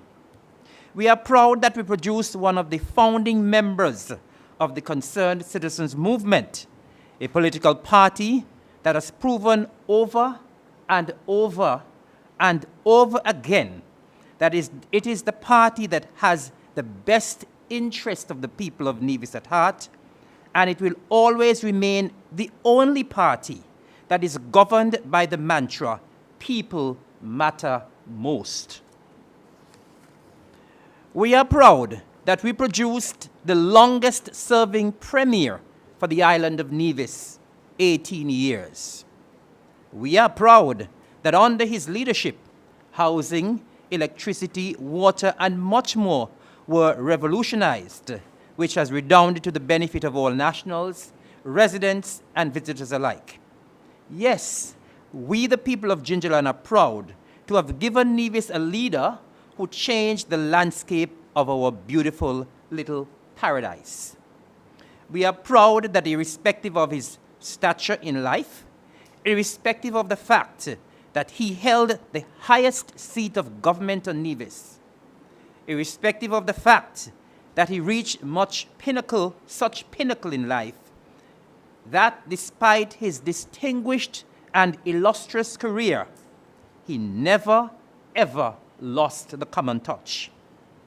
He never lost that unique style that always left a lasting impression, even after spending 1 minute with him.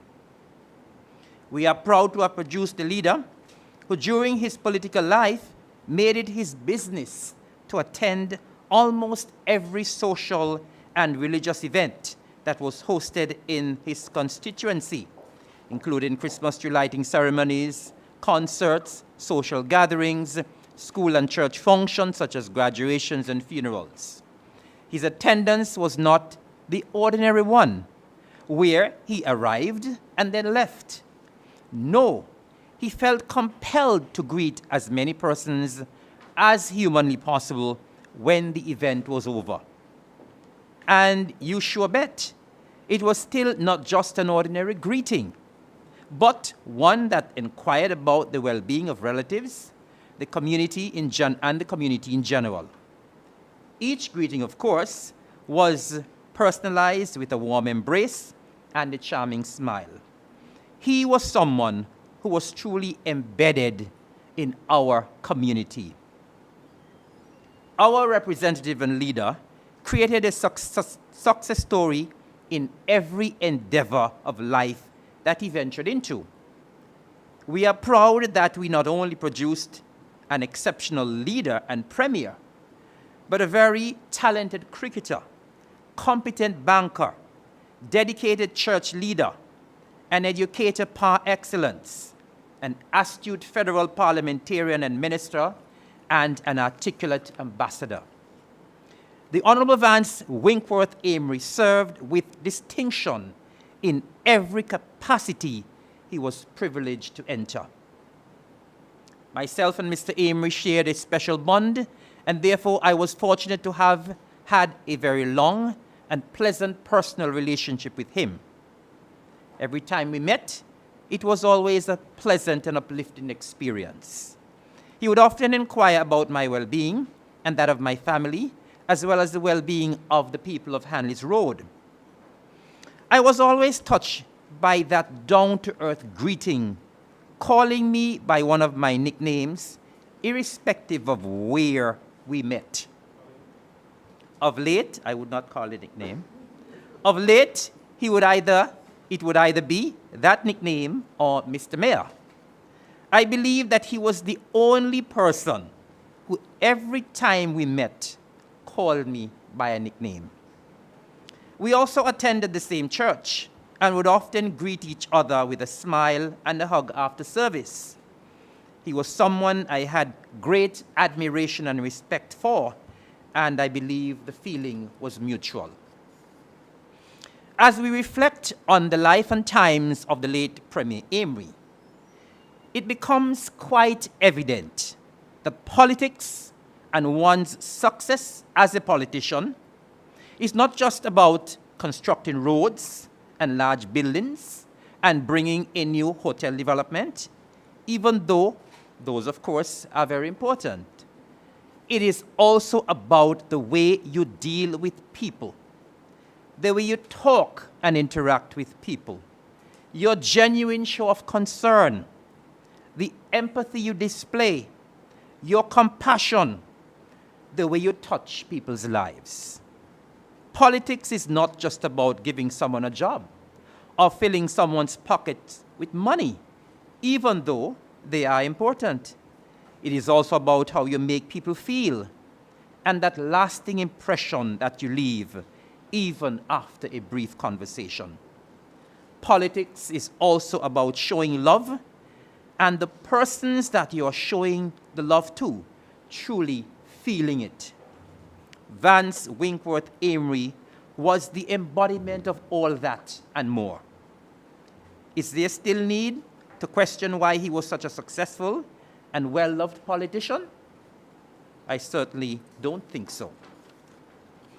I feel very humbled that I was given the esteemed privilege and honor to succeed him as the representative for St. George, Gingerland, when he retired from politics, local politics in 2017, and from the federal level in 2020. From the moment I entered politics, I made it abundantly clear that I reiterate here, that Vance's shoes are very hard to fill. And I will admit that I don't think that I have and will ever have the capacity to fill those shoes. They are way too big for me. Nonetheless, I am proud that I was given the opportunity to replace a man of such stature and caliber. During my short stint so far in the political arena, I have sought to emulate this consummate statesman. With God's help and the love of the people, I will continue to strive for excellence. Mr. President, I want to take this opportunity to thank all who would have reached out to me in my capacity as the current representative of St. George Gingerland. And I would like especially to extend heartfelt condolences to his wife, Vernie, also to his children, Adiola and Abena, to his siblings, and in particular, I mention Meredith Amory and Hugh, who I know personally. Mr. President, may his soul rest in eternal peace. May it please you.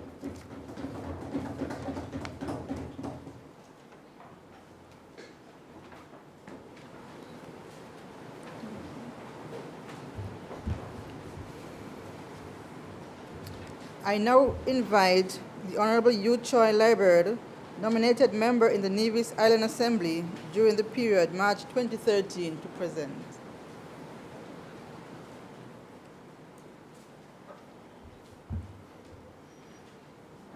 Good afternoon, all. Mr. President, today we are here to pay tribute to His Excellency Vance W. Amory. I want to adopt the protocol that was established earlier. Let me first of all start off by saying that a few weeks ago I had absolutely no inclination that, a moment such as this would have been coming so quickly. Because most persons who were casual observers in the all around Nevis would look at Mr. Amory, and he's always somebody who was full of life. And I oftentimes went places and heard people comment that Mr. Amory looks very good. He looks like he's not aging. So it came as quite the shock to me and to many others that he has passed on so soon. Vance, or Rev, as those of us who knew him very well would call him, was an honorable man. His was a life that was well lived. There are so many things that could be said about Mr. Amory, and so many things that will be said about him. Because in the time that he spent with us, he was a great many things to many people. He was one who came from humble beginnings. He grew up in Nevis in a time when things were difficult. People didn't have much in those days. When I speak to people who were around when he was a young man and he was growing up, persons would say that from a very early age, that one could see that he was someone who was destined for something bigger than the ordinary, that he was special. He was blessed and highly favored. Jesus, in the early days of his ministry, as recorded in the 5th verse of Matthew in chapter 5, tells us, "Blessed are the meek, for they shall inherit the earth." If ever there was a true example of this, it would be the life of Vance Amory. Vance Amory was a powerful man for a good part of his life. He was the Premier of Nevis for 18 years combined and served some 30 years as a parliamentarian. But if you were the most simple person and you met him on the side of the road, you wouldn't notice, because he would come right over to you, call you by name, pat you on the shoulder, or give you an embrace, and have a conversation with you. Vance never came off to people as though he was a powerful person. He was very personable and could speak to even the smallest person he would meet on the road. Vance Amory was a great leader. He was a CCM, and he was our leader in CCM for a very long time. He was also my leader in the Nevis Island administration when I came into the government. Oftentimes, Mr. President, I've been all around Nevis, and when you hear people speak about the good old days in Nevis, that Nevis boomed in the 90s, this was during the time that Mr. Amory was the Premier. Nevis came into its own and matured under the leadership of Vance Amory. Notwithstanding all of his accomplishments, what endeared people to him was the way that he interacted with people, the way that he could touch people. I remember, Mr. President, in 2013, when the CCM returned to government here in Nevis, when Mr. Amory was giving his presentation at the swearing-in, that he referenced me being the youngest member of the new government, and he said that we had had some experiences. And he went on to say that he would not speak about the experience on that day. But I want to recall one of the experiences that I had with Mr. Amory as a very young person. We would have heard that Mr. Amory was an accomplished cricketer, and he played cricket even into his senior years. Well, I used to play a little cricket in my school days, and I remember one day the school cricket team played a match, a second division cricket match versus the Masters cricket team. And I remember that Mr. Amory, he was Premier at the time, was in the wicket, and he was batting very well. And I was brought on to bowl. I used to try to bowl a little left arm spin. And on my third delivery to Mr. Amory, he hit me out of the ground for 6. And I was not very pleased. But on the very next delivery, he tried to hit me out of the ground again, and I had him caught on the boundary.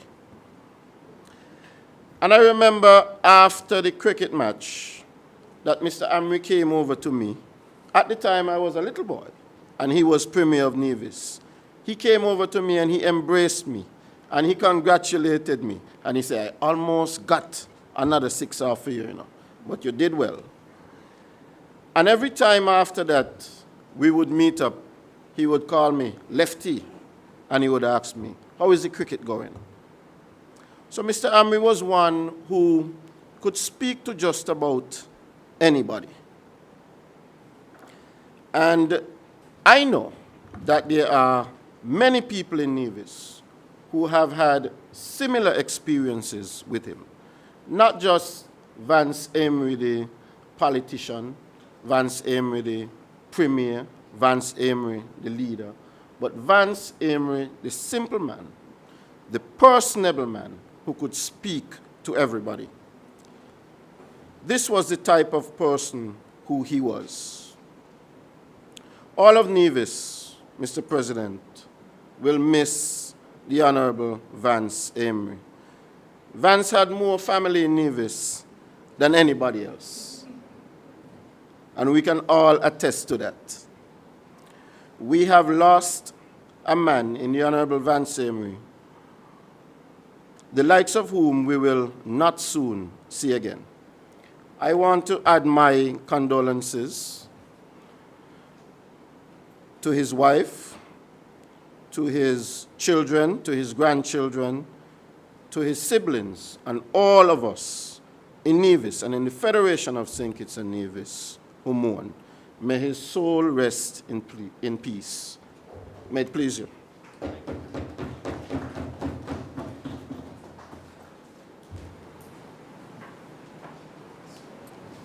I now invite the Honorable Hazel Brandy Williams, nominated member in the Nevis Island Assembly during the period March 2013 to present.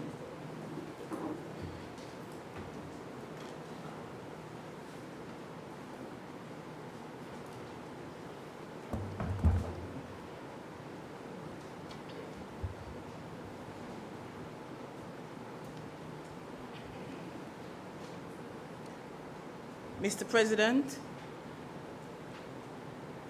I also would like to join with those who have gone before me and to thank you for this opportunity to speak at this very special sitting. I am indeed honored to be a part of this very distinguished lineup of persons celebrating the life and times of the Honorable Vance W. Amory. With all protocols observed, I would want to start by reciting a short quotation from Brother Bob Marley of blessed memory. The greatness of a man is not in how much wealth he acquires, but in his integrity and his ability to affect those around him positively. As I formalized my thoughts for this tribute, it became apparent that I would be speaking about the Honorable Vance Amory in the past tense. Inasmuch as I continue to mourn his passing, there is nothing that I will say today that I have not said to him in the past. For I have always thanked him for helping me to understand my purpose. He was more than just a boss. He was a big brother, an uncle, a friend, and of course, my beloved role model in the political arena. I truly have no unfinished business with Ambassador Amory because I sought every opportunity to tell him how grateful I was to him for giving me this opportunity to serve. Mr. Amory is described by his family as a wonderful husband, a superb father, and a fantastic brother who was loved and respected by all. My earliest recollection of him was when he visited our home in my earlier years with an older brother of mine. They were both raised by an Anglican priest, and so our yard became the hangout spot, especially when my brother visited from Toronto. Having grown up in this environment, Mr. Amory took his spiritual ministerial post very seriously as he carried out numerous daily philanthropic work. I recall in 1993, and I think the Honorable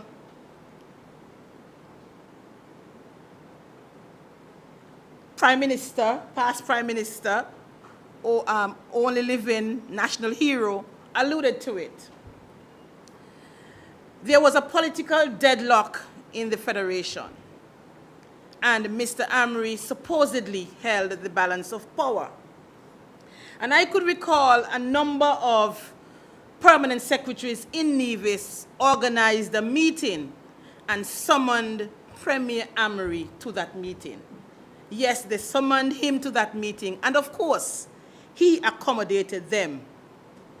After days of indecision, they felt that Mr. Amory's hand was weakening, and he ought to have seized the opportunity to form a coalition and perhaps become the next Prime Minister. Mr. Amory took me to that meeting as his recorded secretary, and he said to me, "Try as far as possible to capture all the concerns of everyone." The common thread which ran through that meeting was that he should indeed form the coalition with one of the parties on St. Kitts and negotiate for the position of Prime Minister and Minister of Finance. And after everyone would have spoken, Premier Amory, in his very cool, calm, and deliberate demeanor, said to the group, "Gentlemen, thank you very much for your concerns and your insights. But as leader of this land, my decision is not personal, but it is in the best interest of all." And so he opted to take the neutral stance at that time. Mr. President, that day I learned valuable lessons from that meeting, and 3 of those valuable lessons stuck with me. 1, never allow yourself to be bulldozed into making a decision in haste.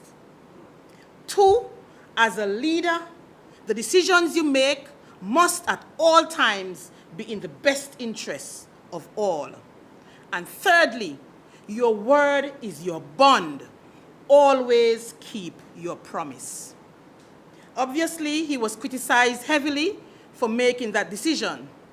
But Premier Amory at that time was looking for political idealism. He wanted to ensure that whosoever became the leader on St. Kitts, that they would understand the needs of Nevisians. They would understand that the needs of Nevisians were just as important as the needs of Kittitians, so that whenever it was time to distribute anything, be it funds, positions, opportunities, etc., that the needs of Nevisians were given equal consideration. He was simply looking for ethically minded, principle-centered politicians. Mr. President, this was the nature of the man, always looking out for what was best for Nevis and for Nevisians. Mr. Amory's definition of service was personal. He knew his constituents by name. He ensured they were taken care of, and oftentimes he did so with his own resources. Walking anywhere in Nevis with Mr. Amory was a journey of love. He hugged, chatted with, and shook the hands of everyone he met along the way. This is a man who spent his entire life in service to others. I cannot recall ever hearing him being charged or accused for any unethical conduct or corruption. For him, it was all about character, decency, and integrity. These were not just mere words. It was his way of life. It was who and what he personified. This gentle giant always chose peace over chaos, humility over arrogance, and empowerment over disenfranchisement. And so, Mr. President, I can boldly say that my life has been enriched by his teachings, his advice, and his encouragement. He understood my challenges and he guided me through them. He taught me how to listen, and he always encouraged me to try and help others, no matter how mundane the task. We spoke often. I have found comfort in the passage from 2 Timothy chapter 4, verse 7. He has fought a good fight. He has finished the race. He kept the faith. And now, our dear Mr. Amory must rest. My sincerest condolences to his dear wife, Vernie, his daughters, Abena and Adeola, his siblings, Meredith and the others, and his numerous cousins. To all whose lives he has impacted positively, be it through education, banking and finance, sports, or politics, we all know that he would be greatly missed. Thank you, Honorable Vance W. Amory, for the love, the lessons learned through the peaceful and calm life you have lived over the years. And now, we release you to your Maker. May your soul rest in eternal peace and rise in glory. May it please you, Mr. President.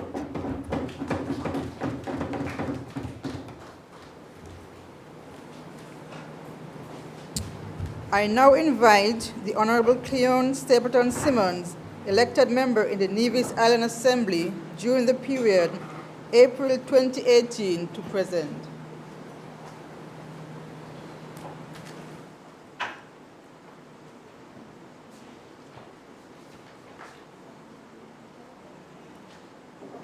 Thank you, Mr. President, for the honor to offer brief remarks in tribute to His Excellency Ambassador Vance Winkworth Amory.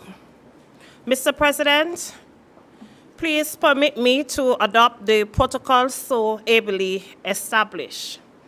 Mr. President, I must admit that I am perhaps the least qualified to speak because I did not know Mr. Amory neither personally nor professionally. But like many others, I was acquainted with him by knowing of him, and I was also often the recipient of his usual pleasantries. It is perhaps accurate to say that Mr. Amory lived a life in the public view.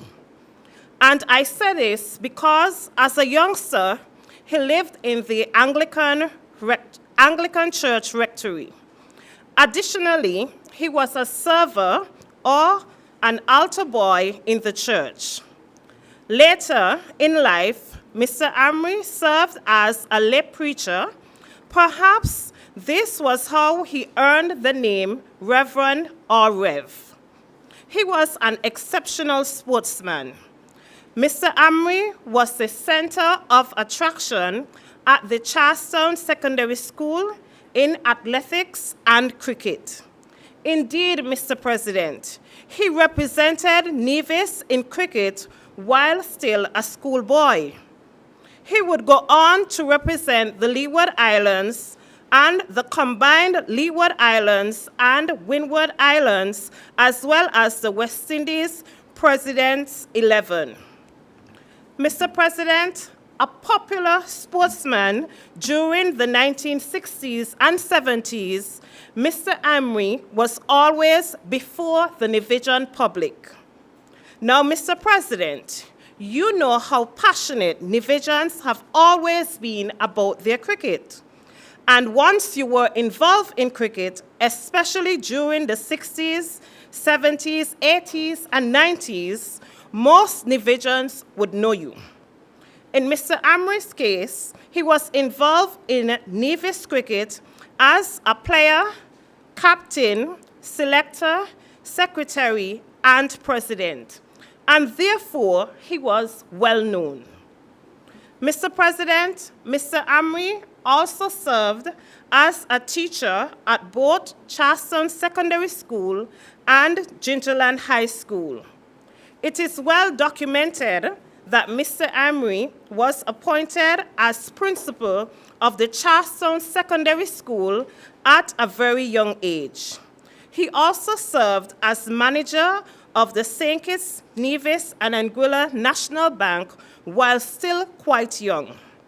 Mr. President, you would notice that all of Mr. Amory's employment experiences gave him public exposure. It is not a huge surprise that by the mid-1980s, Mr. Amory decided to enter the political field. He was first elected by the people of Nevis 3, St. George Gingerland, in 1987 and gave unbroken service until his retirement in 2017.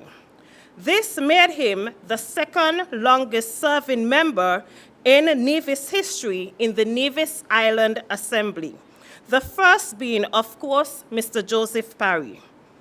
Mr. President, the fact that Mr. Amory was re-elected over and over by the people of St. George as their representative to this assembly, as well as the federal parliament, suggests that he must have done some things right or had a very strong connection with his constituents.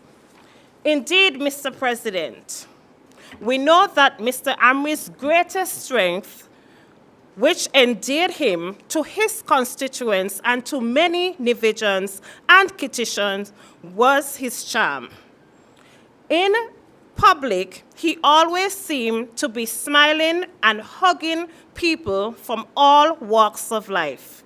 Mr. Amory served as Premier on 2 occasions, during the period of 1992 to 2006 and 2013 to 2017.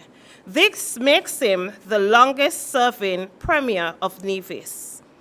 At the federal level, he served on the opposition benches from 1989 to 2005. In his final term in the federal parliament, from 2015 to 2020, he was a member of the federal government serving as senior minister.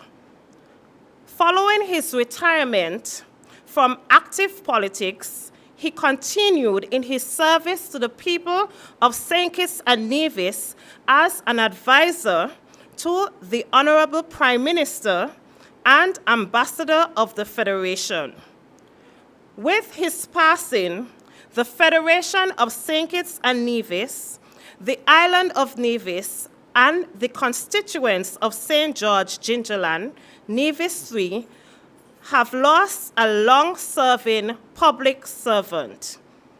He was not perfect. He would have been the first to tell you that. But let us take comfort in knowing that there is no perfect being. It is our imperfections that makes us human.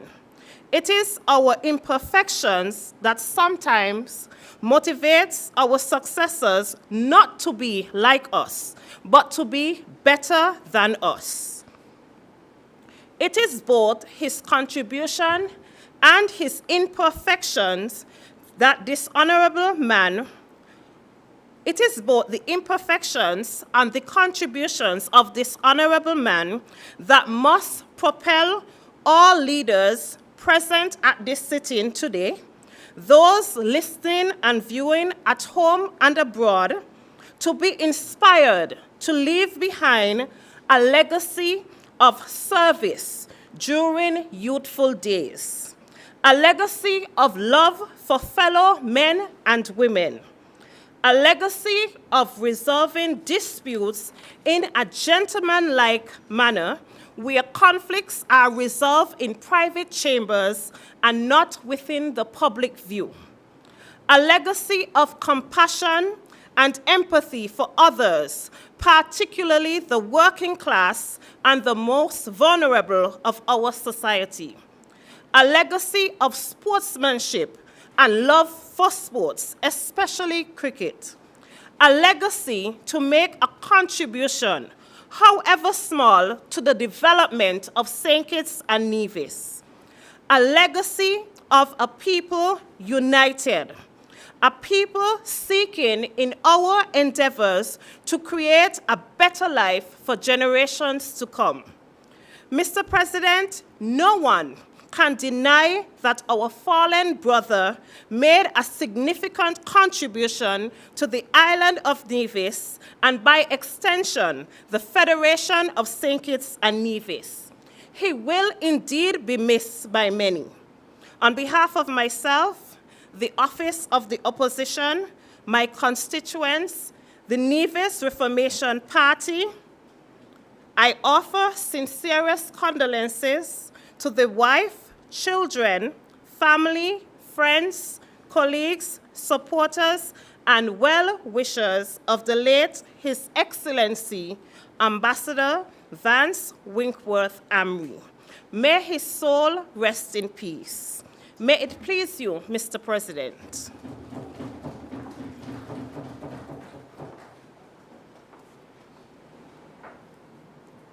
I now invite the Honorable Spencer Brand, elected member in the Nevis Island Assembly during the period January 2018 to present.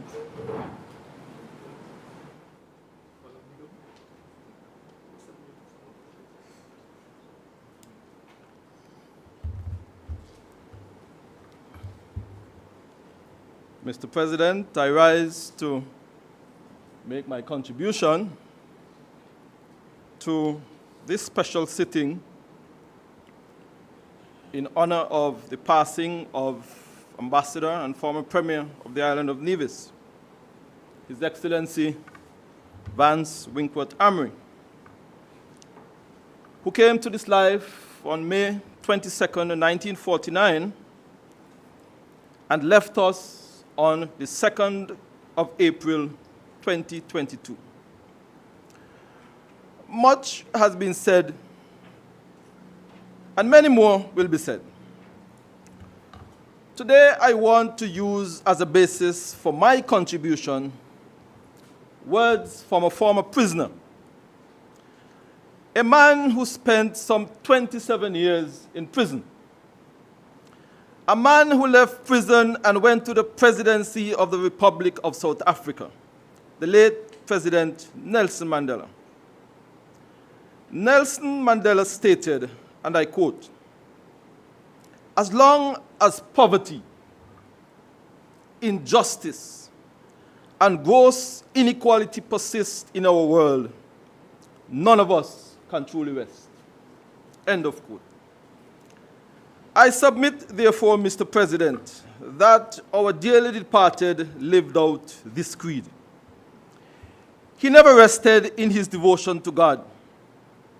As a youth and throughout his life, he served his Creator God in the Anglican faith. At an early age, many thought that he would have become an ordained minister. He never rested. As a young man, we saw his exploits in sports, especially cricket. Some may argue that he was the best opening batsman never to make the West Indies senior cricket team. he certainly never rested, even when he suffered a broken nose playing the game he loved so dearly. He never rested in his exploit in the field of education, as a teacher at the Gingerland High School, or as the youngest head teacher at the Charlestown Secondary School, where he touched the lives of countless Nevisians through education. He never rested in the field of banking. Being the manager of St. Kitts and Nevis and Anguilla National Bank, Nevis branch, where he contributed to the development of many Nevisians when the Bank of Nevis was in its infant state. Mr. President, he never rested in his exploits as the island's permanent Secretary of Finance in a young nation, where he sought to manage the finances of the island under the leadership of Nevis's only national hero, Sir Simeon Daniel. Later, he served also as Minister of Finance for his CCM-led administration, where he brought improvements and much-needed reform in the financial system, including oversight in the implementation of a new program budgeting system which is still in use today.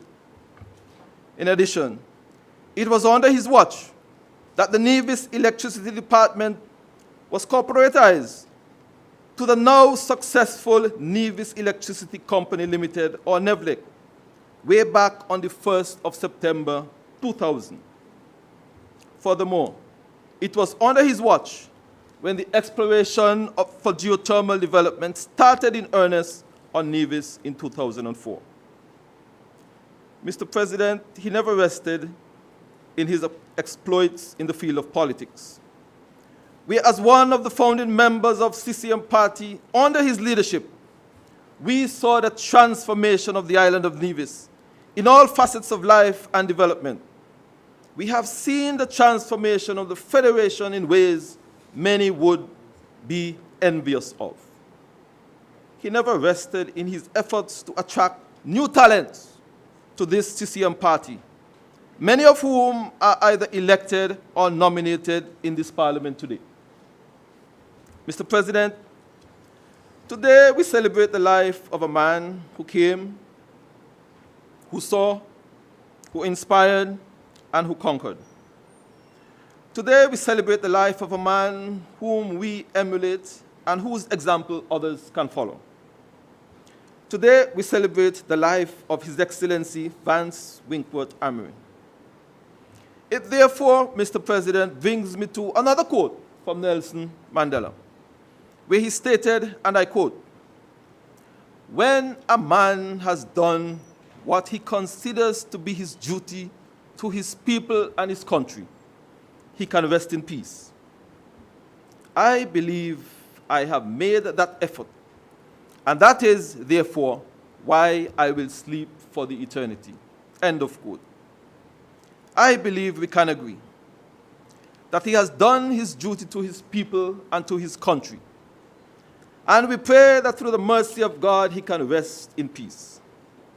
Mr. President, I end my brief contribution by taking this opportunity on behalf of my wife and family, on behalf of the constituency of St. Paul's Charlestown, and on my own behalf, to extend my deepest condolences to his dear wife, Vernie, to his daughters, his grandchildren, his siblings, his extended family, and to the whole of St. Kitts and Nevis, and certainly the diaspora, on the loss of Vance Amory. We are truly saddened on his sudden passing. Your loss is our loss. Your pain is our pain. I pray, Mr. President, that the risen Lord would grant him mercy and eternal rest.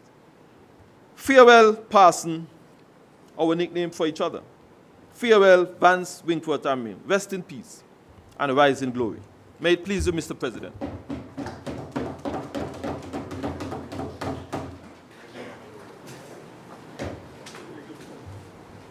I now invite the Honorable Alexis Jeffers, elected member in the Nevis Island Assembly during the period October 2011 to present.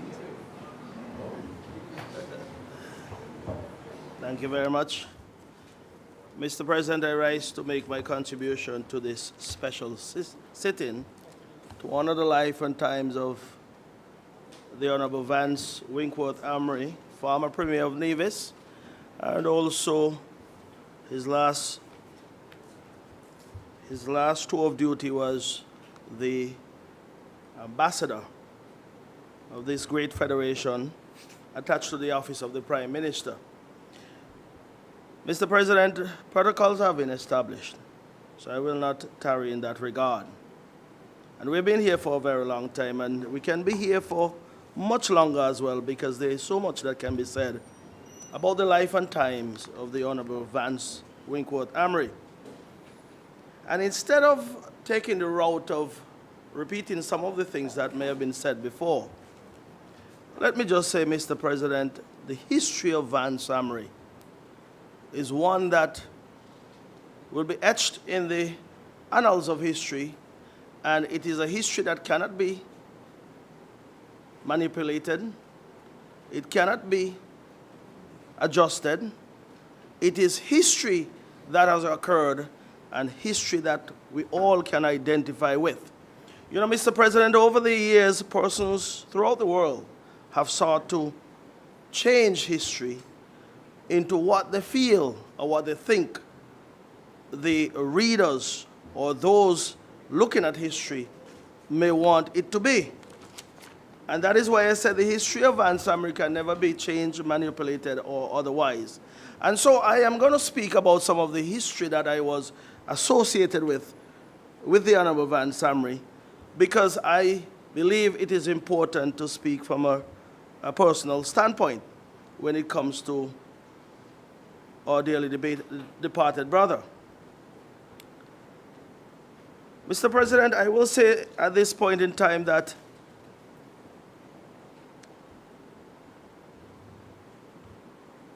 Nevis would have seen its glorious days under the leadership of Vance Amory. We have heard much before, and we can speak about it even further. I want to say to you, Mr. President, that my association with Vance Amory over the years goes all the way back to the inception of the CCM party. Maybe not as actively as I am now, of course, but indeed back then, one would have learned of the exploits of Vance Amory and what he would have done in the community of St. James, Brooklyn, to be more specific. The Honorable Jean Harris would have mentioned those exploits and has spoken eloquently about her interactions with Vance Amory. But my association with him goes way back to at least the early days of the Concerned Citizens movement. And even though I was not actively involved in campaigning then, I was a part of the huge crowd that gathered right there at Cedar Trees in 1992, June of 1992, to be more specific, to celebrate the victory of the Concerned Citizens movement over the NRP. And of course, in my conversation with the Honorable Vance Amory, he would have intimated that the Concerned Citizens movement was formed in 1987 to challenge the NRP, and challenge it because he felt, and these were the words of the Honorable Vance Amory, that the NRP would have failed the people of Nevis and failed the island of Nevis at that point in time. That is his opinion. Many may say otherwise. I would want to think, though, that those days were difficult days for the Honorable Vance Amory and his team, because the NRP was a formidable organization at that point in time. And who was Mr. Amory to fight such a formidable organization? It tells me that the Honorable Vance Amory was a man who believed in what he stood for. We have heard a man's word is his bond, and so he spoke, so he acted. I believe Vance Amory wore the love for the people of Nevis and the island of Nevis on his sleeve. I know for a fact, in speaking about sleeve, I can safely say he rolled up his sleeve when he got into active politics and told himself that I'm going out to work on behalf of the island of Nevis. Such was his love for this blessed land of ours. And if I were to give an illustration here, Mr. President, because I recall speaking to one of Mr. Amory's friends, who was also his political opponent, so as to convince me that the NRP was the party to support, he told me, "You're following a leader who is a failure." And to my mind then, it was something bold to say, something that I consider to be disingenuous as well too, because Vance Amory would have had his exploits in life up to that point in time. You have heard he was a school teacher. You have heard he was a head teacher at a tender age. You have heard that he was the manager of the St. Kitts and Nevis, and Anguilla National Bank. You have heard that he was the permanent Secretary of Finance. He rose to the heights of being the premier, of the island of Nevis. Of course, he was elected to the federal parliament. So at every step of the way, he was climbing the ladder of success. For someone to tell me later on in life that Vance Amory was a failure, it suggests to me that he himself may have had his bout of failures and failings, but it certainly was not attributed to the Honorable Vance Amory. And so Vance Amory would have done his tour of duty. And for that, the island of Nevis, I am absolutely certain, is proud of his accomplishments, proud of what he would have done for the island of Nevis. And I want to go further and say, Mr. President, that of course you'd have heard, even after that period of time, 1992 to 2006, thereafter you'd have heard persons who would debate politically will say that the NRP, for example, would have done a good job of managing the affairs of Nevis between the years 2006 and 2013. They claim they would have done a lot with little. But I want to give persons listening and persons here in the gallery some perspective in terms of the history of the finances of the island of Nevis under the Honorable Vance Amory. History contains the good, the bad, and the indifference. History contains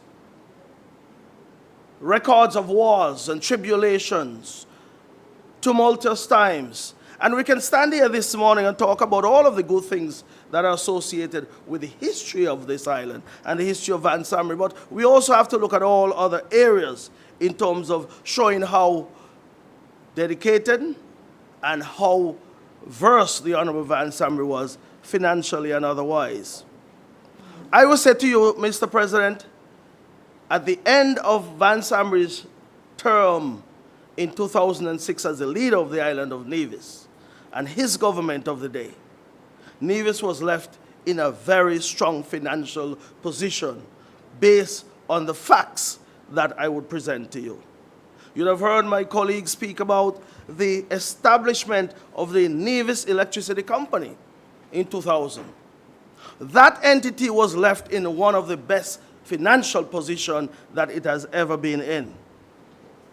You have heard, or you haven't heard, but I'll say to you that even the Nevis Housing and Land Development Corporation under his management, even the Nevis Tourism Authority, you can go on and speak about the actual finances in terms of what was done to ensure that we can pay our bills. Those were the financial responsibilities of the Honorable Vance Amory. He was seen as a financial guru, and I think we can give him that particular accolade. But what happened thereafter, we would have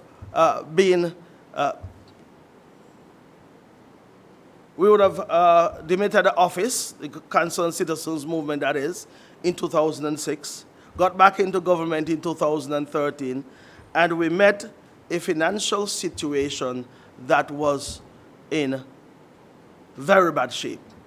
And why I bring this up, Mr. President, it speaks to the conversations that I would have had with the Honorable Vance Amory, because he would have said that he had all intentions of ensuring that the Nevis Electricity Company one day becomes a public company where persons can buy shares and be owners of that entity, Nevisions that is. Sadly, that did not happen under his watch. Sadly, that hasn't happened to date. But indeed, it speaks to exactly where his intentions were in terms of taking the island of Nevis. And of course, Mr. President, there are other things that he would have looked at when he got back into government that were contrary to what he wanted to see for the island of Nevis. Vance wanted to see the infrastructure of Nevis developed to the point where Nevis could have been the envy of the entire Caribbean. The airport, the seaport, the Charleston port, the road network, the financial services sector, the health sector. All of these areas were areas that the Honorable Vance Amory, under his leadership, sought to bring about a change that would ensure that Nevis would have been in a position where it can spend and pay its bills.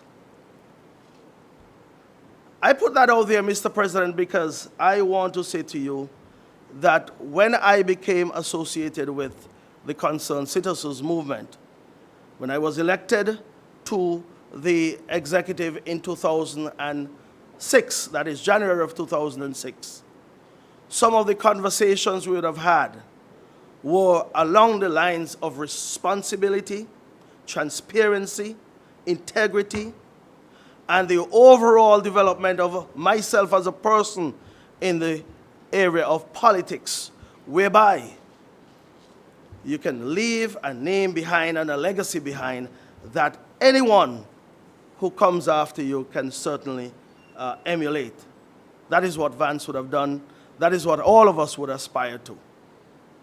And so, Mr. President, let me be a bit more specific in terms of my association and how I really got into the politics, which was really through the admonition of the Honorable Vance Amory. I recall in 2003 I was taken to visit the Honorable Vance Amory at his office right there at the old administration building by a mutual friend, and I was introduced to the Honorable Vance Amory as the next individual who would assume the responsibility of representing the constituency of St. James after the Honorable Nurse Jean Harris would have demitted office. Not a minute before, but when she decides the time has come.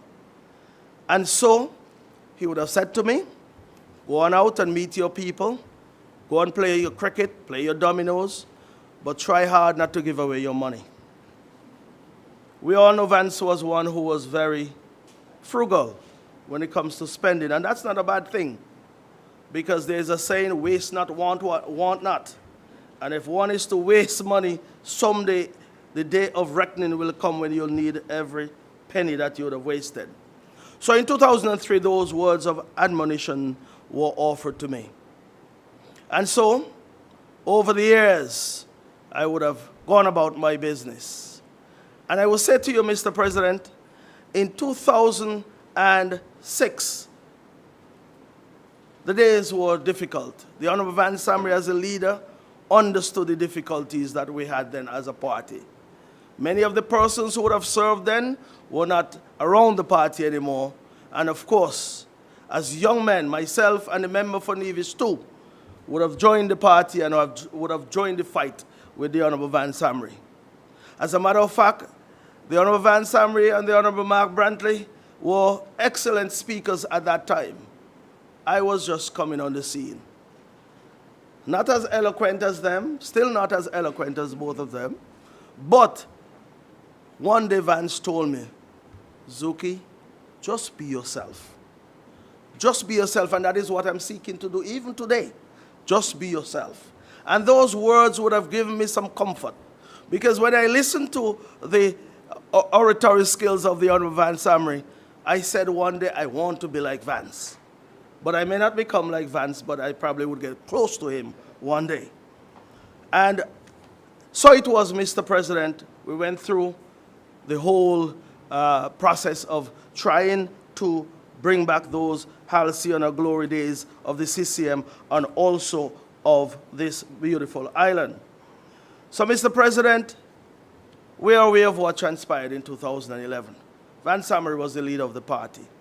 And any other leader may have sought to do otherwise, other than what the Honorable Vance Amory would have done. He showed statesmanship. He showed a tenacity then to withstand all of the difficulties that we faced at that time. As a matter of fact, we would recall many a times we would have demonstrated here on the streets of Charlestown as a result of that infamous election of July 2011. We went about our business through the calmness that the Honorable Vance Amory would have presented us with. Of course, that election was challenged in court, and then we were back at the polls. Won the elections of 2013. The Honorable Vance Amory, myself, and the member for Nevis 2. Nevis 2, yes. Mr. President, I'll say to you that upon winning that election, which was held on January 22nd of 2013, of course, the next day was a day to have fun, motorcade. The first day of work was the 24th of January. It was a Thursday. And I recall the time that we met in his office, myself, the member for Nevis 2, and also the Premier then, Vance Amory, met in his office. And we had some discussions. We spoke about the portfolios. Normally, in the run of things, the leader will be the one who assigns portfolios. We had a chance to discuss with him and to have some frank discussions as to what the portfolios will be like and who will assume certain portfolios. So those portfolios were assigned. But the reason why I bring that date to the fore, Mr. President, is because on that day, we had a frank discussion, the three of us, regarding the future of the concerned citizens movement as a party. That discussion centered around the future leadership of the party. And I bring this up, Mr. President, because the Honorable Vance Amory would have never had a chance to defend it because he didn't have to.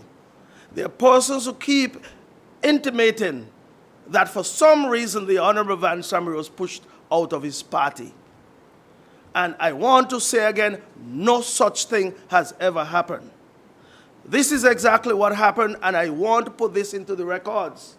Because history as it is can be tarnished over time.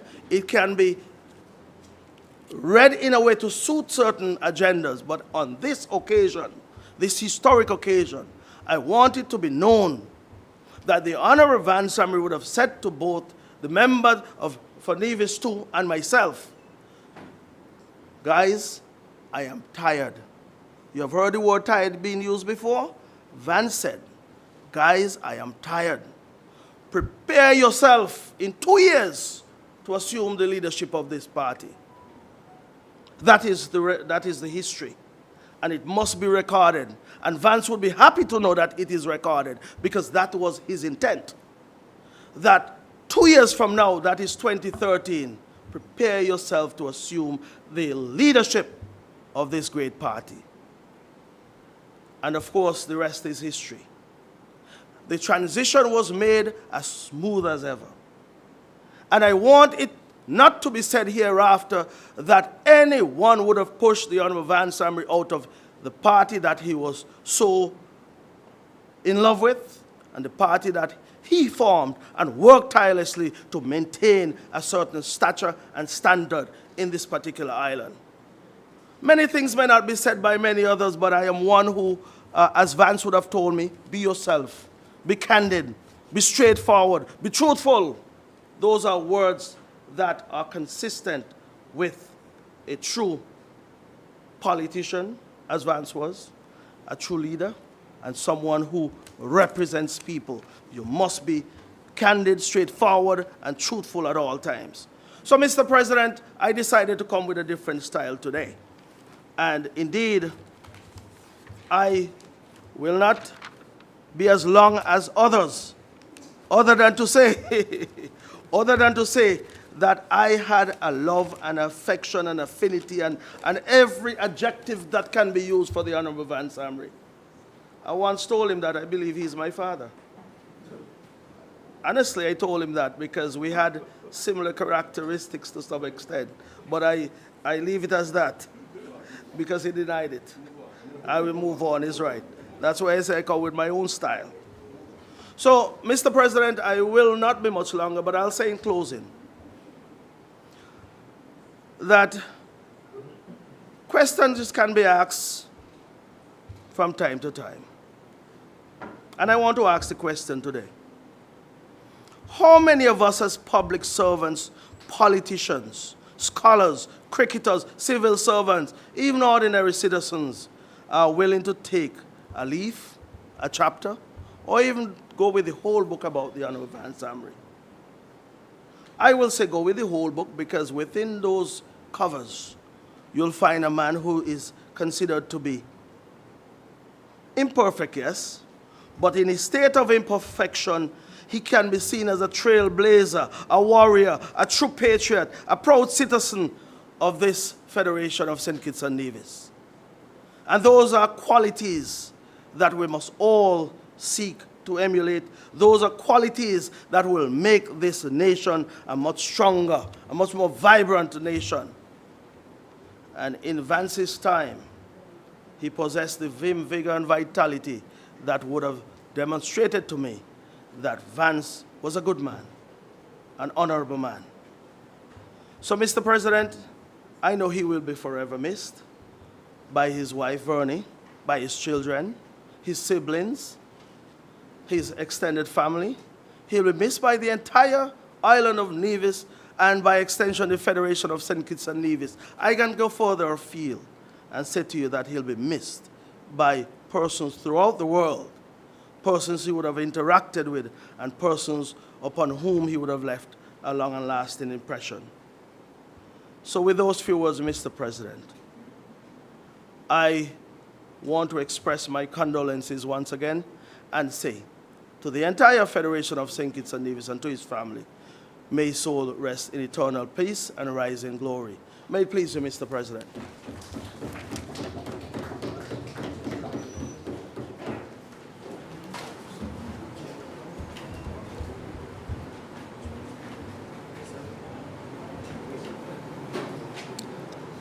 Finally, I now invite the Honorable Mark A.G. Brantley, elected member of the Nevis Island Assembly during the period March 2013 to present, and Premier of Nevis during the period December 2017 to present. Mr. President, good afternoon.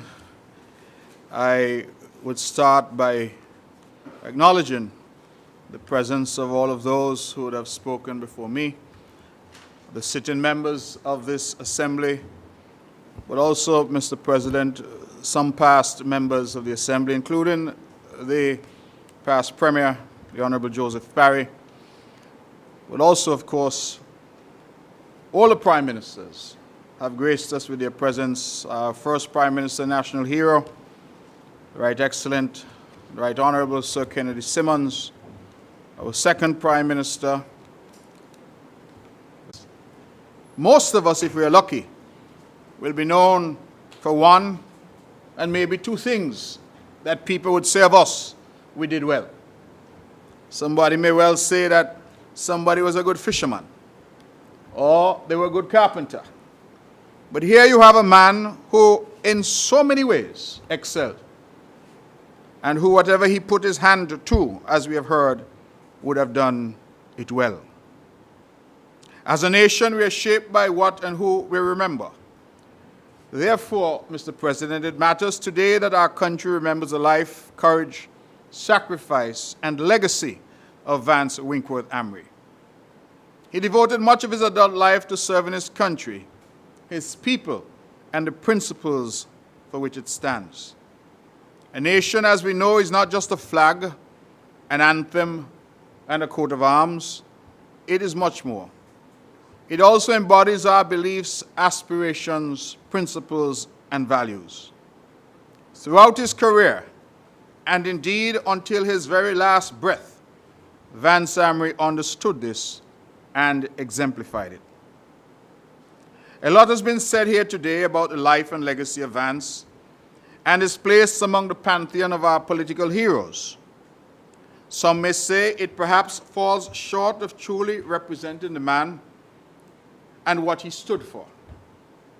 The praise and tributes mentioned here today may eventually fade, but what will never fade is the impact that he had on the people with whom he came into contact and the country that he loved and cherished so dearly. For my part, Mr. President, I had the honor and privilege of working with him for a number of years, both in opposition and in government, both in government at the Nevis Island level and at the federal level, both in opposition at the Nevis Island level and at the federal level.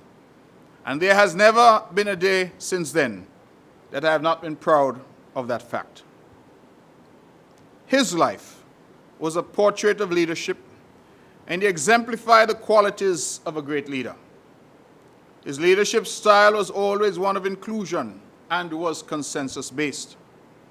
Through his personal example, he influenced others, and as his deputy for many years, I felt privileged to be grounded by his wisdom and foresight. As our party and political leader, Mr. Amory put principles above politics. He would have said, all of us sitting here owe our being here to his vision and his encouragement and him saying to us, come. I didn't know anything about politics. I wasn't even interested in politics. Alexis claims that he was very interested. I don't know. Spencer was headed to the church, I believe. Hazel was a young woman working in finance. Troy was a young man. And he said to all of us, come. Because he had that vision that we perhaps did not have. And so I want to record that because we are all here. And we owe him a debt of gratitude for bringing us here. I will say two other things and share two other anecdotes, if you will, before I take my seat. One has to do with a commission of inquiry.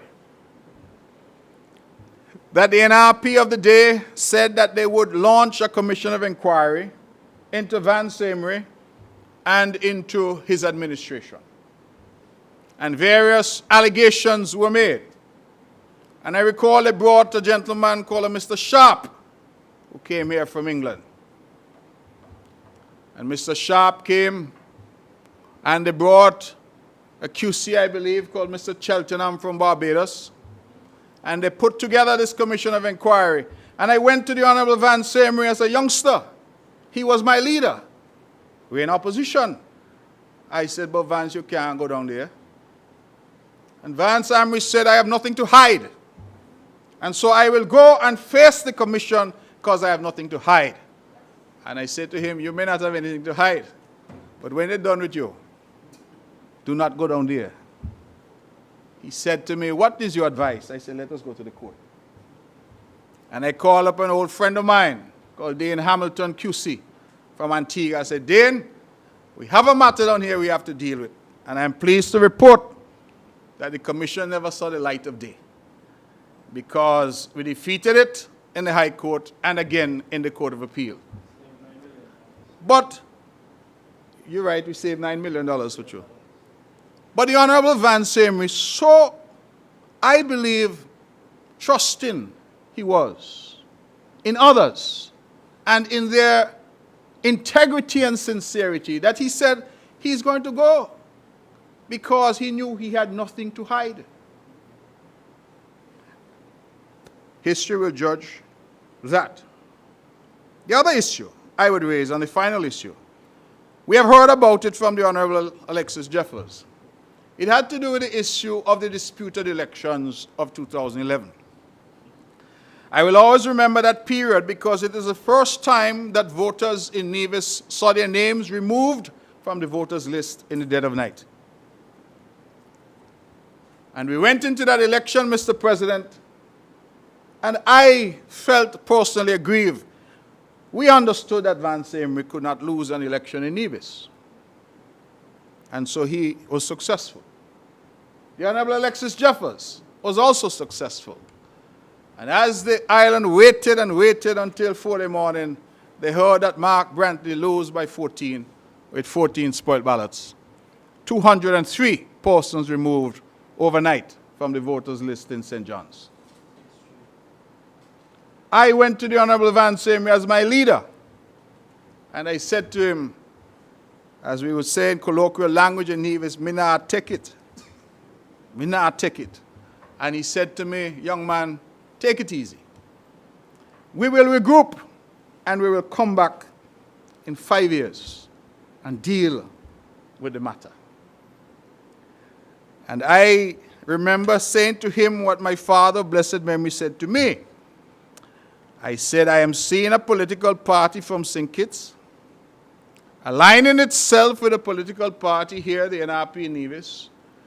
And if we allowed that relationship to crystallize, we would be in problems." And my father, blessed memory, always said to me that the best time to remove concrete is when it's wet.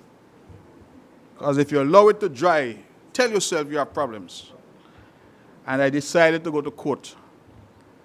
And we won in the court, went back to the polls, and instead of 5 years later, 18 months later, the CCM was back in government. Now, why, you might ask, have I made reference to these things? I made reference to them because, to me, they exemplify the type of leader that Vance Amory was. That I was just a youngster whom he had brought in.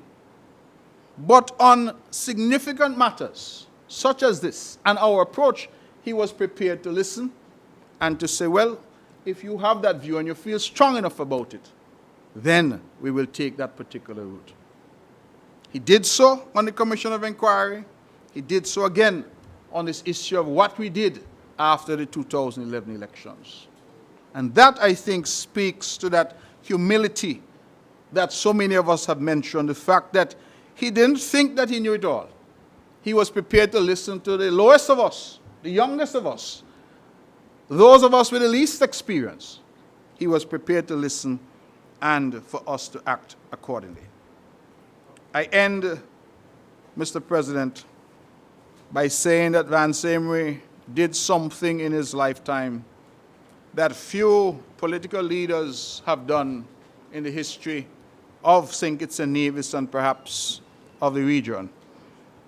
And he did something, he passed the baton. And he did not pass the baton after he had lost. He passed the baton when he was... Mr. President, I second the motion to adjourn the House. Sign it aye. Just before we rule on the adjournment, let me indicate that after we would have finished business here, we have some refreshment on the outside for those who would wish to partake. Also, for all those persons who would have made a contribution towards today's sitting, we are going to take a picture on the outside so that we can have it for posterity.